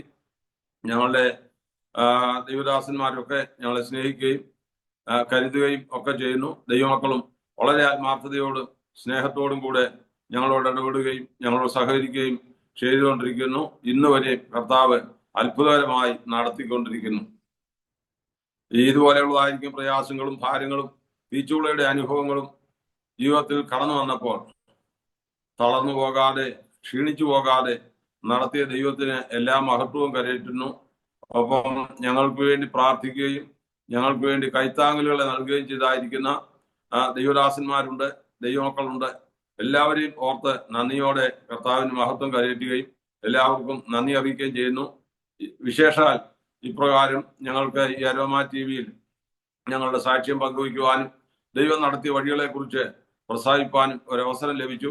അതിന് കർത്താവിൽ പ്രസിദ്ധനായിരിക്കുന്ന കർത്തൃദാസൻ പാസ്റ്റർ ഡാനിയൽ ജോൺ അവர்களോടും അരോമ TV ഞങ്ങളെ എത്രത്തോളം സമയം കേട്ടുകൊണ്ടിരുന്ന അരോമ TVയുടെ എല്ലാ പ്രേക്ഷകരോടും ഉള്ളതായിരിക്കുന്ന നന്ദിയും അറിയിക്കുന്നു. ദൈവം എല്ലാവരെയും സഹായിക്കുമാറാകട്ടെ. ആമേൻ, ആമേൻ, ആമേൻ. താങ്ക് യു കർത്താവിൻ്റെ ദാസൻ പാസ്റ്റർ കുര്യാക്കോസ് അവർ ഇത്രത്തോളം സമയം ദൈവം നടത്തിയ അത്ഭുതകരമായ വഴികളെക്കുറിച്ചും ജീവിതത്തിലുണ്ടായ ഹൃദയഭേദകമായ ചില വേദന നിറഞ്ഞ അനുഭവങ്ങളെക്കുറിച്ചും അതുപോലെ ദൈവം ഉപയോഗിച്ചുകൊണ്ടിരിക്കുന്ന വിധങ്ങളെക്കുറിച്ചും ദൈവനാമ മഹത്വത്തിന് വേണ്ടി അരോമ TVയുടെ പ്രേക്ഷകരോടൊപ്പം പങ്കുവയ്ക്കുവാൻ സമയം കണ്ടെത്തിയതിന് കർത്താവിൻ്റെ ദാസനോട് ഉള്ളതായ നന്ദിയും സ്നേഹവും അറിയിക്കുന്നു. ഇത്രത്തോളം സമയം സംസാരിപ്പാൻ കർത്താവ് കൃപ ചെയ്തോർത്ത് ദൈവത്തോടുള്ളതായ നന്ദിയും അറിയിക്കുന്നു. ഏതൊരു വ്യക്തിയുടെയും ജീവിതത്തിൽ കർത്താവിനോട് ചേർന്ന് നിൽക്കുവാൻ, കർത്താവിനെ കൂടുതൽ രുചിച്ചറിയുവാൻ ദൈവം ചില അനുഭവങ്ങളിലൂടെ നമ്മെ കടത്തിവിടാറുണ്ട്. ചിലപ്പോൾ അത് സാധാരണ ചില അനുഭവങ്ങളായിരിക്കാം, ചിലപ്പോൾ അത് വേദന നിറഞ്ഞ അനുഭവങ്ങളായിരിക്കാം, കൈപ്പേറിയ അനുഭവങ്ങളായിരിക്കാം. കർത്താവിൻ്റെ ദാസൻ പ്രിയ കുര്യാക്കോസ് പാസ്റ്റർ വളരെ ചെറുപ്പത്തിൽ തന്നെ ദൈവഭയമുള്ളവനും മറ്റുള്ളവരുടെ സ്നേഹത്തിനും പാത്രമായി തീർന്ന ചില അനുഭവങ്ങൾ, അതുപോലെ ആയിരുന്ന പശ്ചാത്തലത്തിൽ അവിടുത്തെ ഒരു ആൾട്ടർ ബോയ് എന്ന നിലയിൽ അവിടെ ശുശ്രൂഷകളൊക്കെ നിർവഹിപ്പാൻ ഇടയായി തീർന്ന അനുഭവങ്ങളെ, കഥകളെ, കാര്യങ്ങളൊക്കെ ഓർപ്പിച്ചു. എന്നാൽ അവിടെ എന്തുകൊണ്ടോ ചില അതൃപ്തി മനസ്സിലുണ്ടാകുന്നതിനുള്ള ബന്ധത്തിൽ തുടരുവാൻ കഴിയാതെ അവിടെ നിന്ന് യഥാർത്ഥത്തിൽ ദൈവത്തെ സത്യത്തിലും ആത്മാവിലും ആരാധിക്കുവാൻ തക്കവണ്ണം ജീവിതം സമർപ്പിച്ചിറങ്ങി തിരിച്ച അനുഭവങ്ങളെ കുറിച്ച് പങ്കുവയ്ക്കുകയുണ്ടായി. രക്ഷയുടെ സന്തോഷം, രക്ഷിക്കപ്പെട്ട് സ്നാനപ്പെട്ട് ദൈവവേദനായി കർത്താവിൻ്റെ വേലക്കാരനായി തീരുവാൻ ദൈവസന്നിധിയിൽ തീരുമാനമെടുത്ത ആ നിമിഷങ്ങളൊക്കെ ഞാൻ ഇത്തരണത്തിൽ ഓർക്കുന്നു. പിന്നത്തേതിൽ ജീവിതത്തിൽ അഭിമുഖീകരിക്കേണ്ടി വന്ന സങ്കീർണമായ ചില സാഹചര്യങ്ങൾ, ആരോഗ്യ പ്രശ്നങ്ങൾ, സാമ്പത്തിക ബുദ്ധിമുട്ടുകൾ ഒക്കെ ജീവിതത്തിൽ അഭിമുഖീകരിക്കേണ്ടി വന്നു. എങ്കിലും അതിൻ്റെ നടുവിൽ പെട്ടെന്ന് ചില ക്രമീകരണങ്ങൾ ദൈവം ചെയ്തു തന്നു. പക്ഷേ ആദ്യത്തെ മകൻ കർത്താവിൻ്റെ വേല തികച്ച് കർത്തൃസന്നിധിയിലേക്ക് വേഗത്തിൽ പോകുവാൻ ഇടയായിത്തീർന്നു. അപ്രതീക്ഷിതമായുള്ള മകൻ്റെ വേർപാട്, ചിക്കു കുര്യാക്കോസിൻ്റെ വേർപാട് ഒരിക്കലും താങ്ങുവാൻ കഴിയുന്ന അനുഭവമായിരുന്നില്ല. കാരണം അത്ര കണ്ട് ചിക്കു കുര്യാക്കോസ് ജനഹൃദയങ്ങളിൽ ഇടം പിടിച്ചു കഴിഞ്ഞിരുന്ന സമയങ്ങളായിരുന്നു. ആ പ്രിയ മകൻ പാടിയ പാട്ടുകൾ ഇന്നും ജനങ്ങൾ ഏറ്റുപാടിക്കൊണ്ടിരിക്കുന്നു, ദൈവത്തെ ആരാധിച്ചുകൊണ്ടിരിക്കുന്നു. വളരെ അനുഗ്രഹീതവും ഹൃദയസ്പർശിയും മനോഹരവും മാധുര്യവുമുള്ളതായ പാട്ടുകൾ പാടിയ ആ മകനെ ഞാൻ ഓർക്കുന്നു. പ്രിയ ചിക്കു ചെയ്ത സുസ്ഥിരമായ നിസ്തുല്യമായ ശുശ്രൂഷകളെ ദൈവം എന്നും അന്നും ആദരിക്കുവാൻ ഇടയായി തീർന്നിട്ടുണ്ട്. ആ പ്രിയ മകനിലൂടെ വാത്സല്യ മാതാപിതാക്കന്മാർക്ക് ചില ആശ്വാസങ്ങൾ ഒരുക്കിയിട്ടാണ് താൻ തൻ്റെ നിത്യഭവനത്തിലേക്ക്, വിശ്രാമഗ്രഹത്തിലേക്ക് പോകുവാൻ ഇടയായി തീർന്നത് എന്നുള്ളത് താൽക്കാലികമായ ഒരു ആശ്വാസം. എന്നാൽ നിത്യമായ ആ പ്രത്യാശയിൽ നമുക്കും ഒരുമിച്ച് ആയിരിക്കും എന്നുള്ളതായ ഒരു വലിയ പ്രത്യാശയാണ് ഇന്ന് നമുക്ക് ആശാവഹമായിട്ടുള്ളത്. ആകയാൽ വാത്സല്യ മാതാപിതാക്കന്മാരെ, കുടുംബാംഗങ്ങളെ, സഹോദരങ്ങളെ, ബന്ധുമിത്രാദികളെ, സഭയെ, സമൂഹത്തെ, തൻ്റെ സ്നേഹിതരെ ദൈവം ആശ്വസിപ്പിക്കട്ടെ, ധൈര്യപ്പെടുത്തട്ടെ. കർത്താവ് ഏൽപ്പിച്ച ശുശ്രൂഷകൾ ഭംഗിയായി ചെയ്യുവാൻ എല്ലാവരെയും ദൈവം സഹായിക്കട്ടെ എന്ന് ഞങ്ങളും ആഗ്രഹിക്കുന്നു, പ്രാർത്ഥിക്കുന്നു. പ്രിയ കർത്താവിൻ്റെ ദാസനിലൂടെ കേട്ടതായ നല്ല ജീവിതാനുഭവങ്ങൾ ഒരുപാട് പേർക്ക് ദൈവനാമ മഹത്വത്തിന് കാരണമായി തീരട്ടെ എന്ന് ഞങ്ങൾ ആഗ്രഹിക്കുന്നു. ഒരു നിമിഷം നമ്മുടെ കണ്ണുകളെ അടയ്ക്കാം. അരോമ ടിവിയിലെ പ്രേക്ഷകരെ, തീർച്ചയായിട്ടും നിങ്ങൾ ഈ സാക്ഷ്യവും ഏറ്റെടുക്കും എന്ന് ഞങ്ങൾക്കറിയാം. നിങ്ങളുടെ പ്രിയപ്പെട്ടവർക്ക്, സുഹൃത്തുക്കൾക്ക് ഷെയർ ചെയ്ത് കൊടുക്കുക. അവർ കേട്ട് അനുഗ്രഹിക്കപ്പെടട്ടെ. ഈ വാത്സല്യ കുടുംബത്തെ ഓർത്ത് നിങ്ങൾ പ്രാർത്ഥിക്കുക. കർത്താവിൻ്റെ വേലയിൽ ക്ഷീണിച്ചു പോകാതെ സധൈര്യം മുന്നോട്ട് യാത്ര ചെയ്യുവാൻ ഈ പ്രിയപ്പെട്ടവരെ കർത്താവ് ശക്തീകരിക്കേണ്ടതിന് പ്രാർത്ഥനയിൽ നിങ്ങൾക്ക് ഓർക്കാം. നാം ഒരുമിച്ച് പ്രാർത്ഥിക്കുമ്പോൾ പ്രിയ Kuriakose pastor Aroma T V വ്യൂവേഴ്സിന് വേണ്ടി ഒരു നിമിഷം ചുരുക്കം വാചകങ്ങൾ നമ്മെ പ്രാർത്ഥനയിൽ സഹായിക്കും. നമ്മുടെ കണ്ണുകളെ അടയ്ക്കാം, ഹൃദയങ്ങളെ ആഗ്രഹമാക്കാം, പ്രാർത്ഥനയ്ക്കായി തലാളെ പ്രാർത്ഥിക്കാം. ദൈവമായ കർത്താവെ, ഈ ചാനൽ ഓപ്പറേറ്റ് ചെയ്യുന്ന അങ്ങയുടെ വിലയേറിയ അഭിഷിക്തൻ പാസ്റ്റർ ഡാനിയൽ ജോണിനായി ദൈവത്തോട് പ്രാർത്ഥിക്കുന്നു. തന്റെ കുടുംബത്തിനായി പ്രാർത്ഥിക്കുന്നു. ഈ ശുശ്രൂഷകളെ ഇത്രത്തോളം വിശാലമാക്കുവാൻ ദൈവത്തിന് പ്രസാദം തോന്നിയതോർത്ത് സ്തോത്രം ചെയ്യുന്നു. ദൈവമായ കർത്താവെ, ഈ അരോമ ടി വിയുടെ എല്ലാ പ്രേക്ഷകർക്കും വേണ്ടി ദൈവത്തോട് പ്രാർത്ഥിക്കുന്നു. ഇതിന്റെ അഭ്യുദയകാംക്ഷികൾക്കായി പ്രാർത്ഥിക്കുന്നു. എല്ലാവരെയും കർത്താവ് അനുഗ്രഹിക്കണമേ. കർത്താവെ, ഇന്ന് കേട്ടതായിരിക്കുന്ന സാക്ഷ്യവും ഈ പ്രവർത്തനവും ഏറ്റവും അനുഗ്രഹമാകുവാൻ, അനേകർക്ക് ആശ്വാസത്തിനും അനേകർക്ക് വിടുതലിനും അനേകർക്ക് ദൈവരാജ്യത്തിന്റെ അവകാശത്തിനും ഒരു മുഖാന്തരമാക്കി കർത്താവ് തീർക്കണമേ എന്ന് ഞങ്ങൾ ദൈവത്തോട് പ്രാർത്ഥിക്കുന്നു. ഈ ശുശ്രൂഷയിൽ ആമീൻ പങ്കെടുക്കുന്ന എല്ലാ പ്രിയപ്പെട്ടവർക്കും എല്ലാവിധമായിരിക്കുന്ന അനുഗ്രഹങ്ങളും നന്മകളും കർത്താവ് നൽകുമാറാകണമേ എന്ന് പ്രാർത്ഥിക്കുന്നു. വിശേഷാൽ കർത്താവെ, ഈ അരോമ ടിവിയുടെ വ്യൂവേഴ്സിനെ, ഈ പ്രവർത്തനത്തെയും പിതൃപുത്ര പരിശുദ്ധാത്മാവാൻ ദൈവത്തിന്റെ നാമത്തിൽ അനുഗ്രഹിച്ചു പ്രാർത്ഥിക്കുന്നു. ഒരനുഗ്രഹമാക്കി കർത്താവ് തീർക്കണം, യേശു ക്രിസ്തുവിന്റെ നാമത്തിൽ തന്നെ. ആമേൻ. താങ്ക് യു കർത്താവദാസൻ പാസ്റ്റർ കുര്യാക്കോസ് അവറുകൾ. ഇത്രത്തോളം സമയം അനുഗ്രഹിക്കപ്പെട്ട ജീവിതാനുഭവം, ദൈവം നടത്തിയ അത്ഭുതകരമായ വഴികളെയും കുറിച്ച് ദൈവനാമ മഹത്വത്തിനു വേണ്ടി അരോമ ടിവിയുടെ പ്രേക്ഷകരോടൊപ്പം പങ്കുവയ്ക്കുവാൻ സമയം വേർതിരിച്ചതിനെ കർത്താവിൻ്റെ ദാസനോടും കുടുംബാംഗങ്ങളുടേതായ നന്ദി സ്നേഹം അറിയിക്കുന്നു. ദൈവമായി കർത്താവ് ധാരാളം അനുഗ്രഹിക്കട്ടെ. കർത്താവിനുണ്ട് ഏറെ പ്രയോജനപ്പെടുവാൻ, നല്ല സാക്ഷ്യം വഹിപ്പാൻ കർത്താവിൻ്റെ അവസരങ്ങളെ ഒരുക്കട്ടെ, ആയുസ് ആരോഗ്യ അവസരങ്ങൾ തരട്ടെ എന്ന് ആശംസിക്കുന്നു, പ്രാർത്ഥിക്കുന്നു. അതുപോലെ തന്നെ ഞങ്ങളെ കേട്ടുകൊണ്ടിരിക്കുന്ന മാന്യ ശ്രോതാക്കളെ, തീർച്ചയായിട്ടും നിങ്ങൾക്ക് ഈ ജീവിതാനുഭവങ്ങൾ അനുഗ്രഹമായി തീർന്നു നിങ്ങൾ വിശ്വസിക്കുകയാണ്. നിങ്ങളുടെ പ്രിയപ്പെട്ടവർക്ക്, സുഹൃത്തുക്കൾക്ക് കൂടി ഷെയർ ചെയ്ത് കൊടുക്കുക. അവരും കേട്ട് അനുഗ്രഹിക്കപ്പെട്ട് അതിലൂടെ ദൈവനാമം മഹിമപ്പെടുവാൻ മുഖാന്തരമായി തീരുമല്ലോ. മാത്രമല്ല, നിങ്ങളുടെ വിലയേറിയ അഭിപ്രായങ്ങളും നിർദ്ദേശങ്ങളും കമൻറ്റ് ബോക്സിൽ രേഖപ്പെടുത്തുക. നിങ്ങൾക്കൊരു പ്രാർത്ഥനാ വിഷയമുണ്ടെങ്കിൽ സ്ക്രീൻ കാണുന്ന വാട്സപ്പ് നമ്പറിൽ ഞങ്ങളെ വിവരം അറിയിക്കൂ. ഞങ്ങൾ നിങ്ങൾക്ക് വേണ്ടി പ്രാർത്ഥിക്കുന്നു. അതുപോലെ തന്നെ aroma.tv.co.in എന്ന വെബ്സൈറ്റ് നിങ്ങൾക്ക് സന്ദർശിക്കാം. അതുപോലെ തന്നെ നിങ്ങൾക്കൊരു പ്രാർത്ഥനാ വിഷയവും ഉണ്ടെങ്കിൽ ഞങ്ങൾ നിങ്ങൾക്ക് വേണ്ടി പ്രാർത്ഥിക്കുന്നു. എല്ലാ തിങ്കളാഴ്ചയും രാത്രി 9 മണി മുതൽ ഞങ്ങളുമായി പ്രാർത്ഥനാ കൂട്ടായ്മയിൽ സംബന്ധിക്കുവാൻ നിങ്ങൾക്ക് അവസരമുണ്ട്. ഞങ്ങളുമായി ബന്ധപ്പെടുക. കർത്താവ് നമ്മെ സഹായിക്കട്ടെ. അടുത്ത അനുഗ്രഹിക്കപ്പെട്ട ഒരു സാക്ഷ്യവുമായി വീണ്ടും കൂടി കാണുമ്പോൾ എല്ലാ പ്രിയപ്പെട്ടവർക്കും good bye. God bless you all. ഓർമ്മയുടെ മനോരഥത്തിൽ മായാത്ത ഓർമ്മയ്ക്കായി അരോമ മാട്രിമോണിയിൽ നിന്നും ജീവിത പങ്കാളിയെ കണ്ടെത്തൂ. നിങ്ങൾ ഒരു ക്രിസ്തീയ ജീവിത പങ്കാളിയെ അന്വേഷിക്കുകയാണോ? അതോ മക്കൾക്ക് അനുയോജ്യമായ ഒരു തക്ക തുണയ്ക്ക് വേണ്ടി പ്രാർത്ഥിക്കുന്ന വ്യക്തിയാണോ? എങ്കിൽ അരോമ മാട്രിമോണി നിങ്ങൾക്ക് വേണ്ടിയാണ്. ഇന്നു തന്നെ സൗജന്യമായി രജിസ്റ്റർ ചെയ്യൂ. അരോമ മാട്രിമോണിയുടെ പ്രത്യേകതകൾ: രജിസ്ട്രേഷൻ തികച്ചും സൗജന്യം. ലോകത്തെവിടെയുമുള്ള അനുയോജ്യമായ ക്രിസ്തീയ ജീവിത പങ്കാളിയെ തിരഞ്ഞെടുക്കാം. വിവാഹം നടക്കുന്നതുവരെ സർവീസ് ലഭിക്കുന്നു. ഏറ്റവും ചെറിയ പാക്കേജുകളും തിരഞ്ഞെടുക്കാം. അരോമ മാട്രിമോണി നിങ്ങൾക്കായി ഒരുക്കുന്നു വിവാഹം പരമാനന്ദം. Email aroma matrimony2020@gmail.com